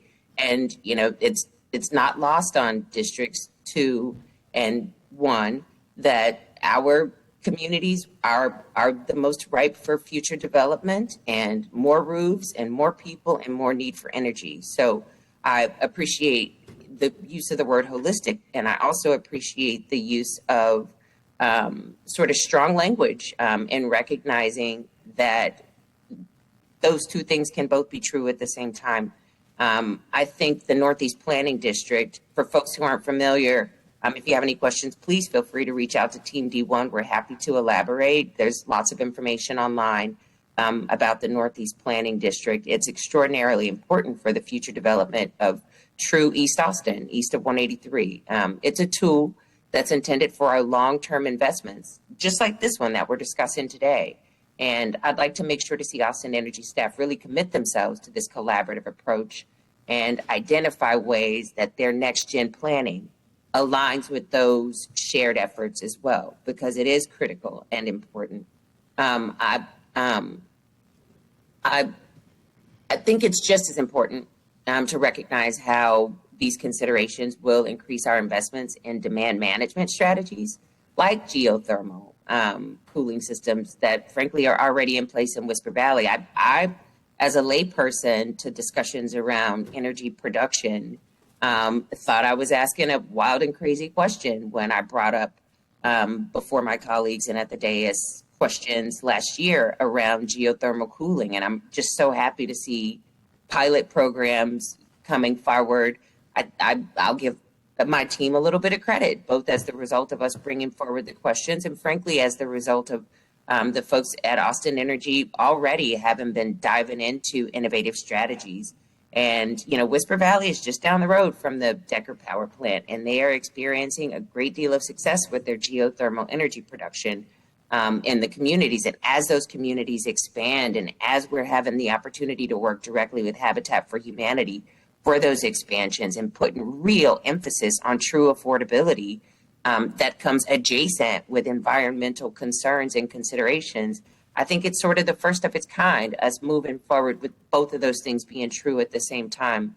I want to make certain that we take the opportunity for Austin Energy staff to come back with us on recommendations on how the utility will pair any new power generation construction with serious and profound investments in the communities where they'll exist, and frankly, adjacent to other development and revitalization considerations. It just makes sense to not be duplicative here. So I hope that, you know, this is a real integrated process where all parties are at the table. I will argue that if we are going to build new power generation in communities like D1 and like D2, communities, frankly, with a history of receiving the pollution and industry that other parts of Austin historically refused to accept, then we need to do so. We need to do more, rather, to offset those impacts, including with community benefits, mitigation, and other infrastructure, true infrastructure investments to communities that have been suffering with benign neglect and disrepair, and frankly, been ignored historically, especially as we move towards those communities developing. We need to make certain that we make our impact felt on current residents, and that we don't give the appearance of only making investments for future residents, because that would just frankly be a slap in the face. I hope that we improve the lives of those people who are already there today and that will come tomorrow. I will not argue that our resiliency and affordability requirements do not demand new generation. But I will also say, frankly, that the math speaks for itself. So I'll leave us with, I'll leave my commentary rather with a question for staff, which is, can you please speak to some of these points that I've made today as you see appropriate, and share how you all plan to address them, and very explicitly collaborate within the Northeast Planning District considerations. Yes, Councilmember, thank you. You started talking at length about energy equity, and I appreciate your view, because you raised up a number of different ways that our decisions impact the equity and the most vulnerable of our populations. It's not, sometimes people just talk about related to what the bills they have to pay. Sometimes people talk about where someone lives in relation to a polluting source. It's also about who's most impacted when the lights go out. And I think it's that holistic view has to be taken into consideration every step along the way. And through the values and objectives that are the foundation of this plan, we have that in there. It's our guiding light, and we heard that from the community time and again. An equitable approach, I've mentioned before, this is not the time or the place where you would decide where something would be cited, but an equitable approach would take a really hard look across the entire city, our entire service territory, actually, to figure out, is there the right place to put this, and what are the trade-offs associated with all of those things. And no matter where it's located, we need to make sure that we're a good neighbor to whomever we're at. So whether it's new generation or even our existing generation, working with the community to figure out what is it that is, concerns them. What can we do together to offer, a better quality of life for our neighbors in that sense. And so I think all of those considerations are key to taking a responsible step forward. I think we all acknowledge that the problem before us is now. It's multifaceted. Austin Energy, it's our mission to provide the response to providing clean, affordable, and reliable energy in growing energy market or growing energy environment. And we've done a very thorough review here. We've tried to provide you with a very multifaceted, flexible, responsible plan that will help lead us into the future. And we've built it based off of listening to what the community has to say, listening to all of you and your staff, our commission, and then, of course, the Austin Energy staff collaboratively working together. City of Austin and Austin Energy has long been a leader in a number of spaces. Customer solutions, demand-side management, in the environment, our goals. We continue to be that leader, and we don't plan on stepping back from that one way. Thank you. I appreciate that, and I'll leave you with this. I haven't seen any hard numbers, and it kind of just occurred to me. So my staff will run down some numbers as well, but I think it would be helpful for just for the frame of reference, for context, for us all to recognize the difference between inclement weather related health and wellness effects. So my observation, even as a layperson, is that when we're talking to our constituents, they're significantly more impacted by extreme heat than they are extreme cold. So I know we keep making mention of winter storms, but there's 19 fan drives all over District 1 as we approach summer months, and the effects on people's medication regimens, on asthma, health and wellness in general, most especially for the elderly and infants, newborns. Like I would love to see hard numbers on how many more people are directly affected by heat-related inclement weather. We seem to singularly focus on cold weather-related concerns, and folks who can blast that AC at 76 or below are living the high life. It's frankly a privilege, and I got a lot of folks with window units or no HVAC system at all, and they're literally dying when it's hot. And so I'd love to see what some of those hard numbers look like and get some data around statistically what's the comparative impact, if that's something we can include in future discussions. I think we need to prepare for inclement weather of all different types. It certainly impacts, yeah, absolutely. And you're absolutely right to call out the hot weather. Often the cold weather gets, the spotlight because of the winter storms that we've had. But the summer heat is certainly no joke, and it impacts our community and it impacts our electric grid. And we really need, all the solutions to be able to get there. I do want to suggest, just as you're talking about and looking at equity and energy equity as a whole, we took a lot of time working through and looking through the Texas Energy Poverty Research Institute, TEPRI's survey that they did across the state of Texas, and focusing in on one of the districts that reflects or represents our area. And we learned a lot about how energy equity impacts lots of different populations in a number of ways. Thank you so much. Forgive me, I was taking a note on that. You said Texas Energy Policy Poverty Research Institute. We'll send you all a link. Thank you. I appreciate it. Thanks for your time. Thank you, Chair. Thank you so much, Councilmember. Councilmember Ellis, you were next, but you had asked a question, and Councilmember Vela has it, and he's got something, and then we can close with you. Oh, we can go ahead. That's totally Okay, fine. great. Councilmember Vela. Thank you very much. Black Start. Could you? I know I've heard that term thrown around a little bit. I have kind of a vague sense of what it is, but could you talk about that a little bit? What is Black Start? Yeah, so Black Start capability is the ability for a generator to start up without the support of the external grid. And so that's not normally what is necessary in day-to-day, right? Our power grid works. But in the extreme situation, which we all have to prepare for, is an entire ERCOT blackout emergency. So the entire state is down. ERCOT and transmission owners and generator owners like Austin Energy have a collective plan to restore power to the state.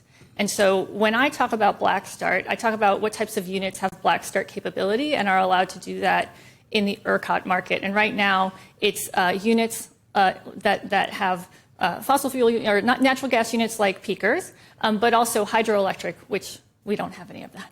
Okay. Or that opportunity here. And so those are basically the lifelines that would allow us to be part of a solution if we experienced a blackout emergency. It's a really important characteristic to talk about. And the combined cycle units that we have, are those Black Start? No. Our Decker peakers are Black Start capable right now, but those are the oldest units in our fleet. Okay. How many peakers, and actually let me, before I go down the peaker question route, are batteries, can batteries be part of Black Start capability? Today in the ERCOT market, batteries are not a viable resource for Black Start.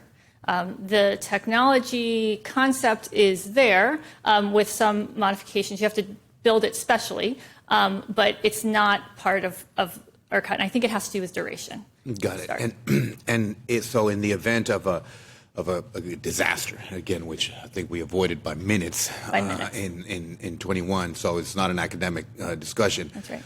There would be essentially a series of peakers around the state that would all kind of coordinate, turn on, and kind of jumpstart the grid. Again, I'm sure I'm missing up a lot of technical discussion there, but is that essentially what would happen? Yeah, there's a series of generators around the state that are designated as Black Start. They have the Black Start capability, and yes, they would jumpstart the state. And we could jumpstart our restoration here in Austin if we had that, if we had Black Start capable units. Got it.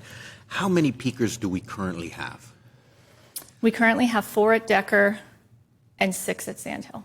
4 at Decker, and what is the megawatt capacity for that combined kind of peaker? So we have 10 total peakers. Yes, each one's about 50 megawatts. Each one's about 50 megawatts, and ranging in age. Again, I don't need to know the exact years, but from kind of when to when. The oldest ones are from the 1980s, 4 of them.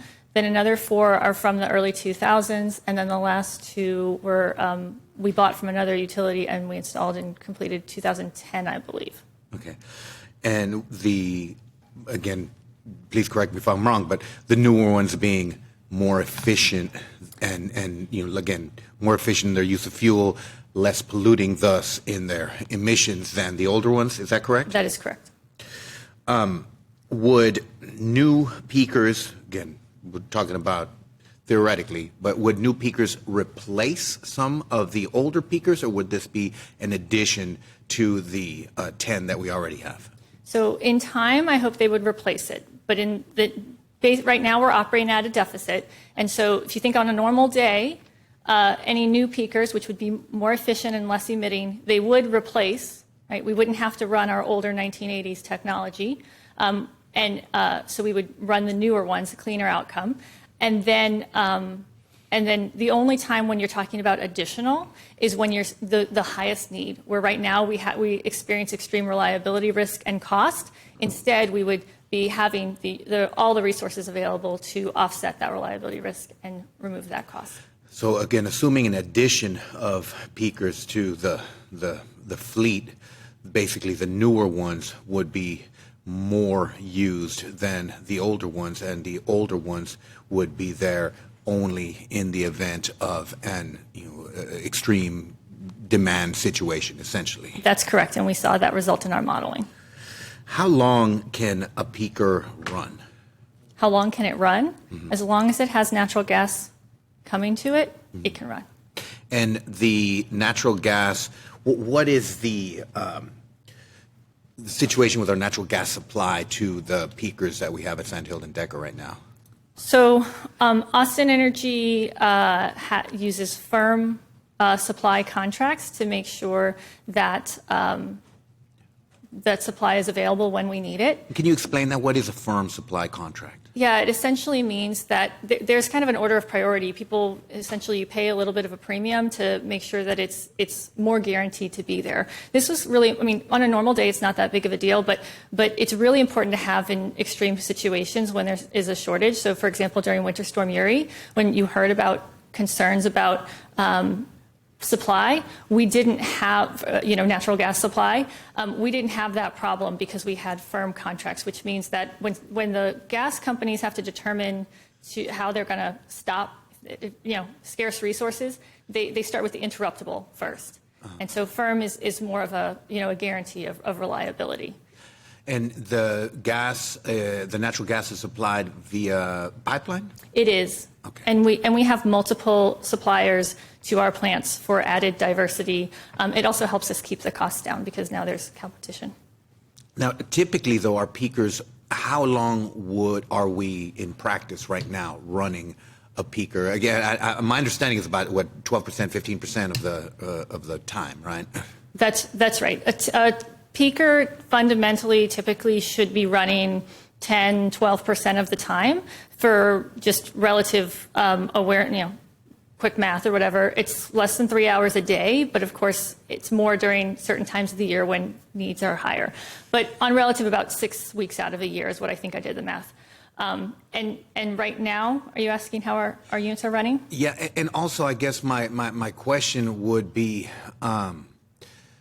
how long could they run? I mean, again, I know it's an engine. As long as it's got fuel, it'll run. But there has to be kind of an upper limit. These don't seem to be, for example, like Fayette coal plant or the combined cycle gas plants, where they're base load. They're kind of designed to run 24/7 all the time. If you ran a peaker 24/7 for 30 days, 60 days, I mean, is it? Well, yeah, so that type of wear and tear, they're just not made for that, right? Think about, again, they're like jet engines, so you're not going to just, take a flight and go as, for endless and endless, right? They're intended to be highly, highly flexible, so you start them up and shut them down whenever you need to. So that's what we mean when we say they're highly dispatchable type units. What I meant when I was talking about the fuel supply is that they're there to provide through the long duration events that you might not otherwise be able to control or mitigate if you only relied on shorter duration batteries or weather dependent supply. And when we talk about shorter duration batteries, what kind of durations are we talking about? 2-hour and 4-hour batteries. Now, what's the maximum for, like, let's say a long, what's the most battery duration that Austin Energy could purchase right now? I mean, 4 hours is what you're seeing in the ERCOT market, or 2 hours. Our batteries right now are 2 hours. Sometimes you'll see 1 hour, 2 hour, 3 hour, and 4 hour. That's really the realm of where we are.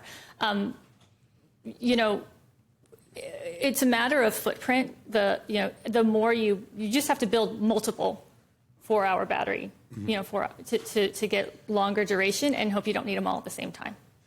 And if we do exhaust our batteries, once we drain them, how long does it take to recharge those same batteries? So it would take the same amount of time to recharge them. Okay, 4 hours usage is 4 hours charging. They're not 100% efficient, but it's 4 hours and a little bit more. Got it. Turning to the current demand response goals, and again, I appreciate Councilmember Alter's line of questioning around the demand response, and again, it makes a world of sense in terms of trying to maximize a demand response, whenever you can. But in how much can we? Because we're talking about peak demand, and again, please correct me if I'm wrong, because like I said, I'm not an engineer, I'm not an electricity professional by any means. 3,000 megawatt peak days demand in Austin, is that about correct? Yeah, we hit a peak of 35 megawatts last Okay, year. that's so your top tier summer day is going to be around a 3,000 megawatt. That's right. You know, assuming that we had really robust demand response capability where we're really just kind of getting every single air conditioner program to, you know, cycle off for 5 minutes. So, I mean, what does that look like? How much could we clip off of the city's demand if we got everybody on the same page, all the office buildings, all the, you know, all the residences? Is there any kind of sense theoretically of what that number could be? Today, with our demand response programs, which are robust, right? There's a lot installed, but when you actually hit the button to say what can be operationally realized, we can reduce our demand by about 40 megawatts. And in the potential study, I think that number, I'm looking, I think it was around 270. Is that about right? Yeah. Okay. Yeah. 270 megawatts over the 10 years. Over the 10 years. Not that you can just say, oh, I need that tomorrow. Yes, but again, assuming an even more robust demand response program, at some point we could get to the, you know, hundreds, you know, maybe multiple hundreds of megawatts as part of our demand response capability. Yeah, what we're looking at right now is about 270. Looking at our standard solar offer, again, let's, for the sake of argument, assume that it's great and that, you know, we really are able to roll it out and it's taken up on a widespread basis, and basically every big box store in Austin has a bunch of solar panels on top of it. What kind of solar megawatt generation capacity, again, in a very successful scenario, are we looking at in terms of the standard solar program? The assessment that included the standard solar offer scenario resulted in 35 additional megawatts. Okay. By 2035. And what are, again, we had that 3,000 megawatt day, 3,100. Looking toward the future, what are we anticipating in a decade, let's say? What would our kind of a peak demand, you know, our 110-degree kind of summer day, what is our anticipated kind of peak megawatt usage in Austin? It's really going to depend on electricity growth. When Dr. Weber did some analysis, he had some, and also how we manage the demand. He had doubling to in the 7,000 range, but really when we're looking at high load growth, we're thinking it could be about in the 4,000, 4,500 range. Okay. And I remember, and I'm glad you mentioned Michael Weber, because one of his comments that that stuck with me was he kind of went away from the use of the term carbon free and started talking about carbon neutral as a goal as opposed to carbon free, because he was saying that, you know, we can get down to a 90% carbon free kind of universe, right, in terms of our generation capacity, but he was like, that last 5% or so is very expensive in terms of the costs that we would incur, and B, has reliability effects as well. And right now, what is our percentage in terms of renewable energy? Percentage, carbon-free energy. Carbon-free, including the nuclear energy plants. Generated, right, is 75%. So right now we're about 75% carbon-free energy. How much of that is a nuclear plant? 22%. All right. And so we've got about 25% of our, and how much of that is, and again, I think, you know, we've talked a lot about the peakers, but I think the elephant in the room is Fayette. How much of that carbon power is Fayette? It's a large majority. I've heard people say numbers as high as 85%. In terms of carbon emissions that you know, so assuming, again, comparing the peakers to Fayette, what does that look like in terms of, again, thinking about, let's say, a year of carbon emissions from Fayette versus a year of carbon emissions from an array of peakers? What do those numbers look like as a, you know? Yeah, I can talk about it in terms of portfolio as a whole, knowing that Fayette is the largest, right? So right now, in a year, our portfolio is about 2.5 to 3 million metric tons of carbon emissions. And what we're looking at and we're modeling for the future, we're talking about, I think it was between 6 and 7 million metric tons over 10 years. So it's a tiny fraction. I mean, the carbon emissions from the peakers, we're talking about a tiny fraction, especially in comparison to the coal. One of the main features of a peaker units is to help enable us and ready us to exit coal until there's another technology that can come in place to fill the gap. Well, I very much appreciate it. And last question here. Could we,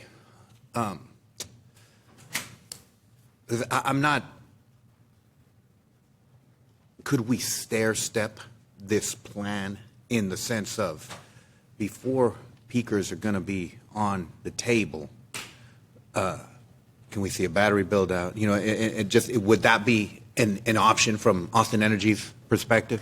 I don't know if it gets lost in the communication, so I just want to reiterate and be abundantly clear about it, right? The problem is now, and the order of operations is really critical, right? Customer energy solutions, demand response, energy efficiency, local solar, customer-sided batteries, beneficial electrification, all of those things, they come first, right? We also need to work on transmission. Transmission tends to have in Texas, it could be a 5 to 6 year lead time. We talk about batteries. They could have a 1 to 2 year lead time. Natural gas peakers could take a 2 to 3 year lead time. So we can't wait and see. We have to take action now and start taking the steps to see, is that risk still there every step of the way? If it is, then we need to continue on our path to getting those local solutions here and now. The timeline doesn't work to wait.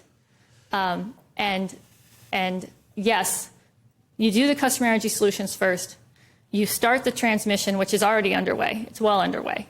You add in the batteries, but you can't stop there and just hope that in a few years we're not going to need additional supply here.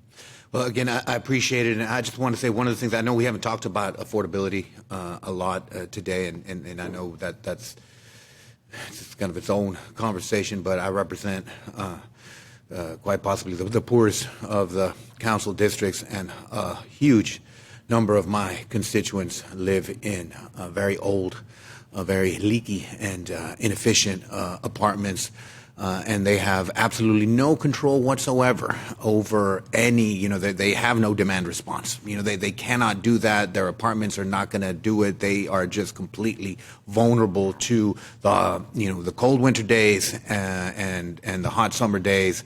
And that is a major consideration of mine. Obviously affordability in terms of housing, we've talked about that, good God, we've talked about that a lot.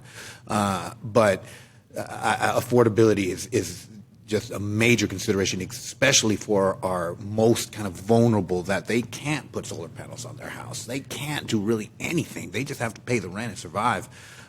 So that's going to be just a major part of my thinking moving forward on this resource generation plan. Thank you for bringing that up again, because it is an incredibly important part of the problem, of the solution.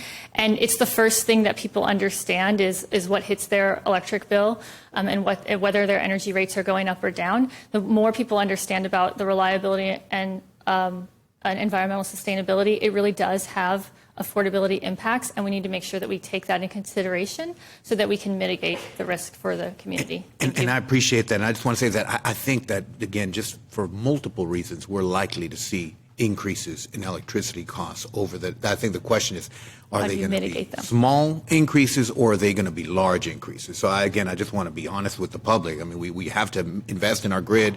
We have to, continue to improve our systems, and that's going to take money. I know we talk about burying electric lines. That's going to be extremely expensive, necessary, but expensive. So again, the question is not really, if the rates are going to rise. The question to me is how much are our rates going to rise? So thank you. Thank you, Councilmember Vela. So, Councilmember Ellis, and then a question from Councilmember Allison Walter.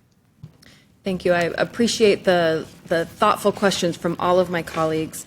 I wanted to ask a very basic question. As far as ERCOT's process, is it the same whether it's peakers or batteries? Do they get involved at the same level of when we turn things on and when we turn things off, batteries versus peakers? Yes. So ERCOT looks at resources as a whole, and their rules apply to everything. So whether you're building something new or you are shutting something down, or there's a reliability issue and you need to run it right then and there, ERCOT has a part to play in that process. Okay. And they manage which ones go on and off at different times? The ERCOT market does that. It sends the pricing signals to indicate which ones go on and off. Yeah. Okay. Thank you for that information. I know that balancing affordability and sustainability is a big question. How far off are we? Is there a way that we can lean more toward the environmentally sustainable options, or are those just too expensive to be part of the recommendation, to lean heavier on the environmentally sustainable aspects? So what we're proposing is to lean as heavily as we think that we responsibly can on the cleanest options that are tools in our toolkit. And then we look to say, is that enough? Or do you need more?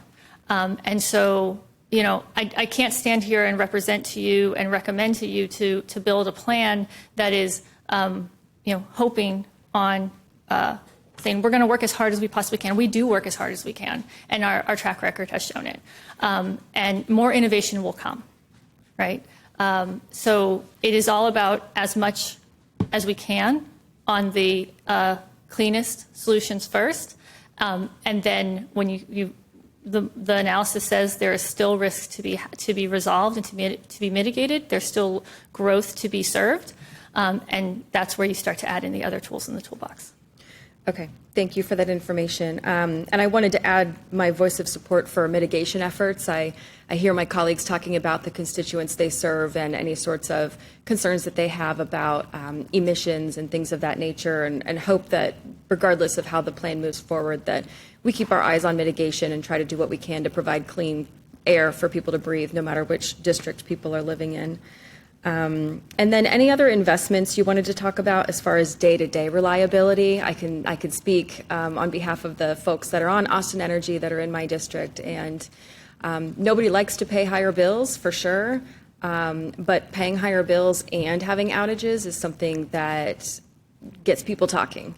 They want to make sure if they're footing the bill and they're supporting these other initiatives moving forward for better reliability and more predictability, they really want that guarantee that says we're going to have minimized outages, and that the ones that are going to be out of our control. So can you talk a little bit about anything like aging infrastructure repairs or other sorts of plans that you have in the mix? Yeah, absolutely. We spend a lot of time talking about reliability associated with local generation, but your point raises that reliability is multifaceted.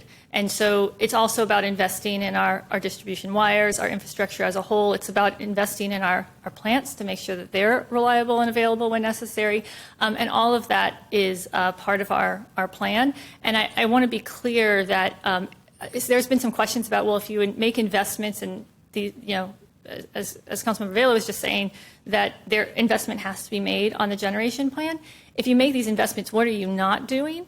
And I just want to make it clear, it's not an either-or situation. What we're talking about on the generation side is really about offsetting costs that are directly passed through to our customers, and by doing that with some investment that helps them go away and stay away, as opposed to being continual costs passed to our customers. We still have the ability to invest in our wires, and we'll be coming back to you in a few months talking about overhead hardening and undergrounding feasibility. Okay, thank you. That does it for my questions for today, and I appreciate all the questions my colleagues have brought and the commentary that our speakers brought to us today. It's given us a lot to think about. Yes, thank you, Councilmember. Councilmember Allison Alter, and then Councilmember Ryan Alter, and then I will close. Thank you. I'll try and be quick. For the process moving forward, I understand that the report is supposed to come out or the plan is supposed to come out next Wednesday, which is right before Thanksgiving, and then there's a very quick turnaround for the EUC in order for us to vote on December 12th. We've known this for a really, really long time, that these were the timings of when we needed to do it. So I wanted to ask if there's a way to accelerate the release of the report without jeopardizing the quality of the plan, to really think about doing that, so that our EUC members can provide us their input the best that they can under the circumstances.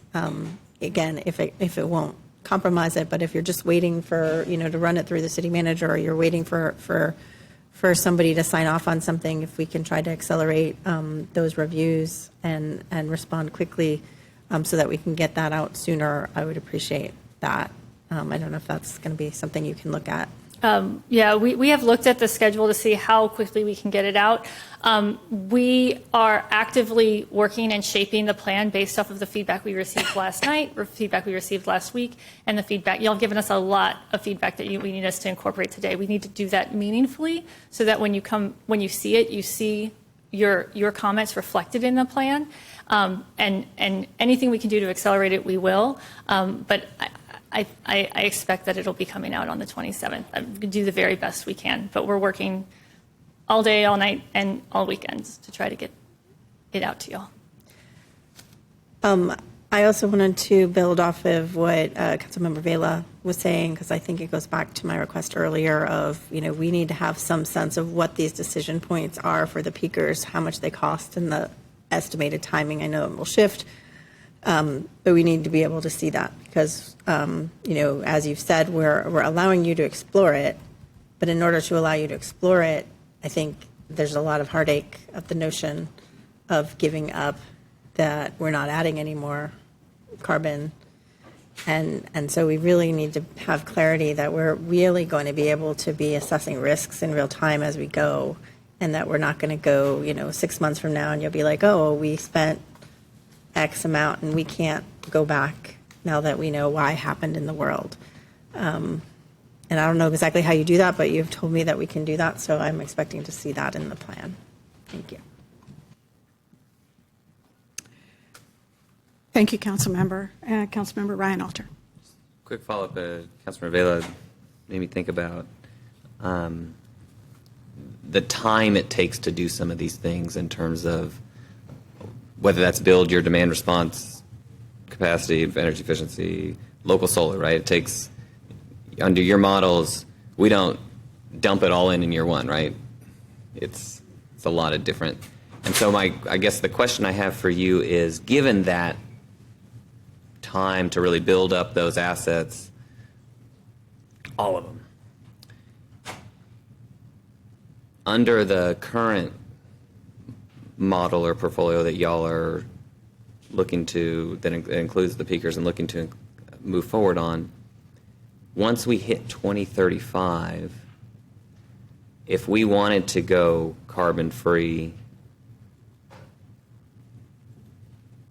is it safe to assume we wouldn't have the solar and the battery or whatever other technology built up in those 10 years, so that we could just say we're going carbon free, like, take that drop off? Or I'm thinking about what we're setting ourselves up for the next 10 years. Does that make sense?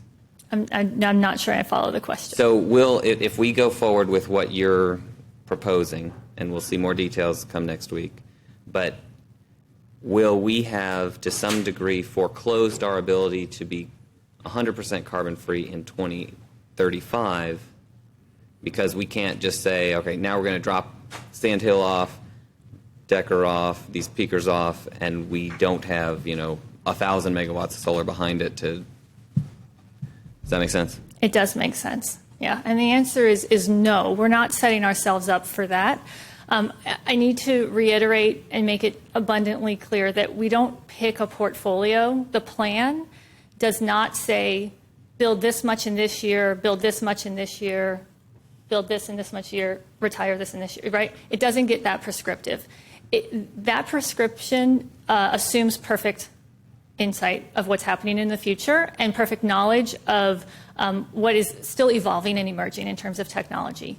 So the plan needs to provide the flexibility not only for emerging tech, but also to change and adapt to changing energy landscape. And that's where I kind of started my conversation this morning about how different the energy landscape is today compared to it was when the last plan was adopted. Yeah. So the idea that we would, it's really important to recognize that we're talking about making decisions based on the best information we have at the time with looking at the risks that we're experiencing now and in front of us. And then thoughtfully considering every step along the way, what's the next step to take and how do we do that? So we also will have another refresh of the plan. The commission last night asked for, in every couple of years, a technology readiness assessment, just to kind of keep the pulse of where things are going, right? We're doing that all the time, but can we do it in an organized way to say, what are the game changers, right? What things have changed that we need to adapt to?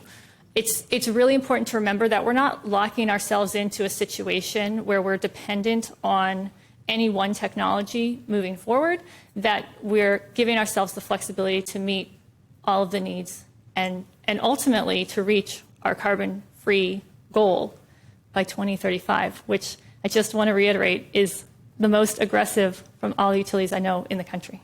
All right, thank you very much. Thank you. Thank you.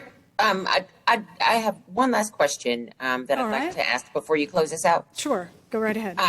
I just wanted to ask if we can work directly with Austin Energy. So with the committee that I chair, the Housing and Planning Committee, we're going to bring forward as a future item discussions around really thinking through how we can make green roofs and solar roofs sort of the standard, most especially for multifamily, income restricted multifamily, commercial structures, et cetera.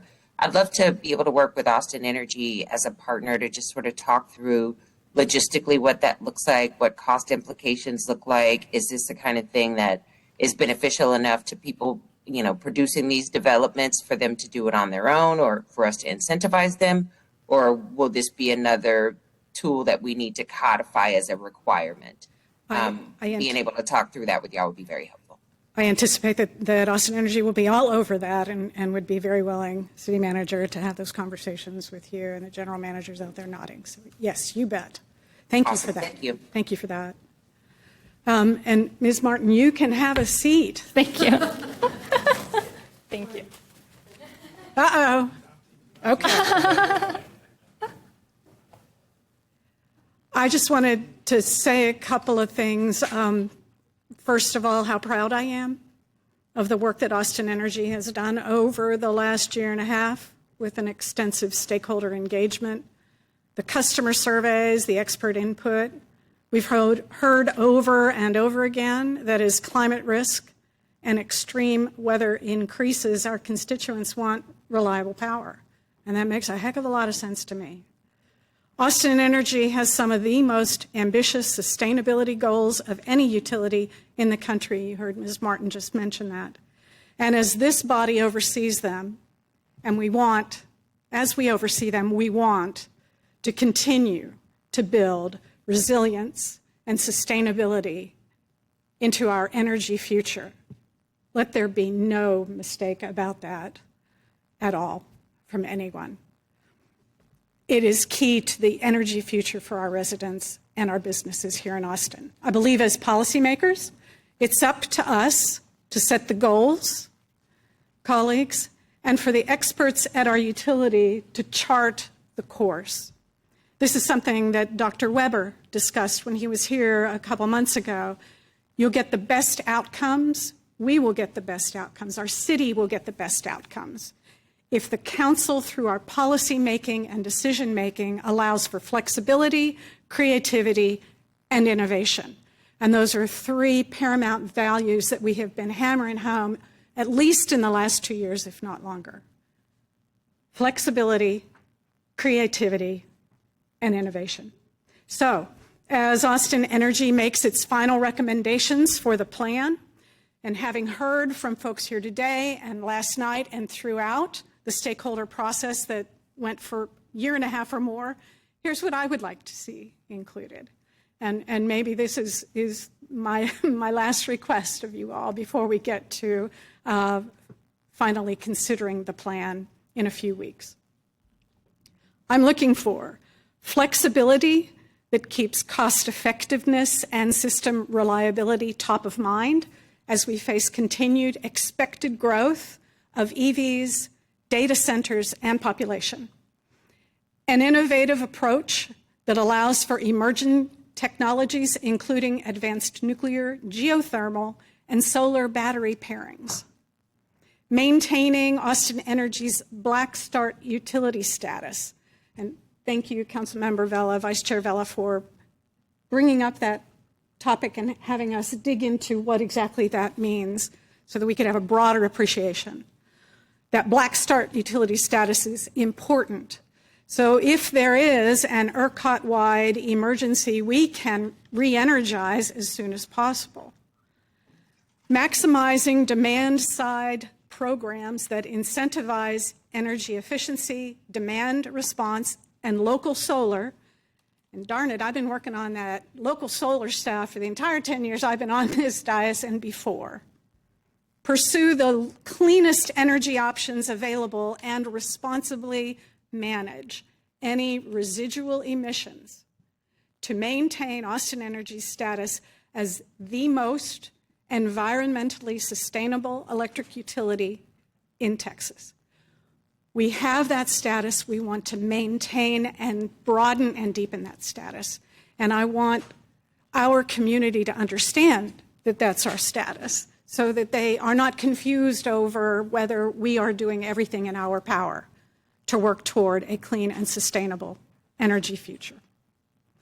So that's it for me for what I'll be looking for in that in the report, in the recommendations. And so in closing, I want to thank everybody for all of their efforts. Everybody who came here today and spoke to us and in the past and will in the next couple of meetings. And so let me remind you all when those meetings are for additional public input. The Austin Energy Resource and Generation Plan will be released on November 27, and if they're able to release it earlier, I am sure that they will do that. November 27 is the target date. It won't happen any later than that. The EUC has a special called meeting for December 2nd. The council will have a work session on December 10, and as I mentioned earlier in the meeting, I have already indicated that I will pull this item so the public will have an opportunity to comment on this plan. We will have a council meeting on December 12th. This will be an agenda item. And I think since it's coming from a committee, it's automatically non-consent, so we do not need to pull it. And just a reminder that all of these dates do allow for public comment. Mayor, I think that's it for the Oversight Committee meeting today. I again thank everyone. It is 1:37 p.m. and seeing no objection, I call this meeting adjourned. Thank you, Mayor. Thank you, Madam Chair.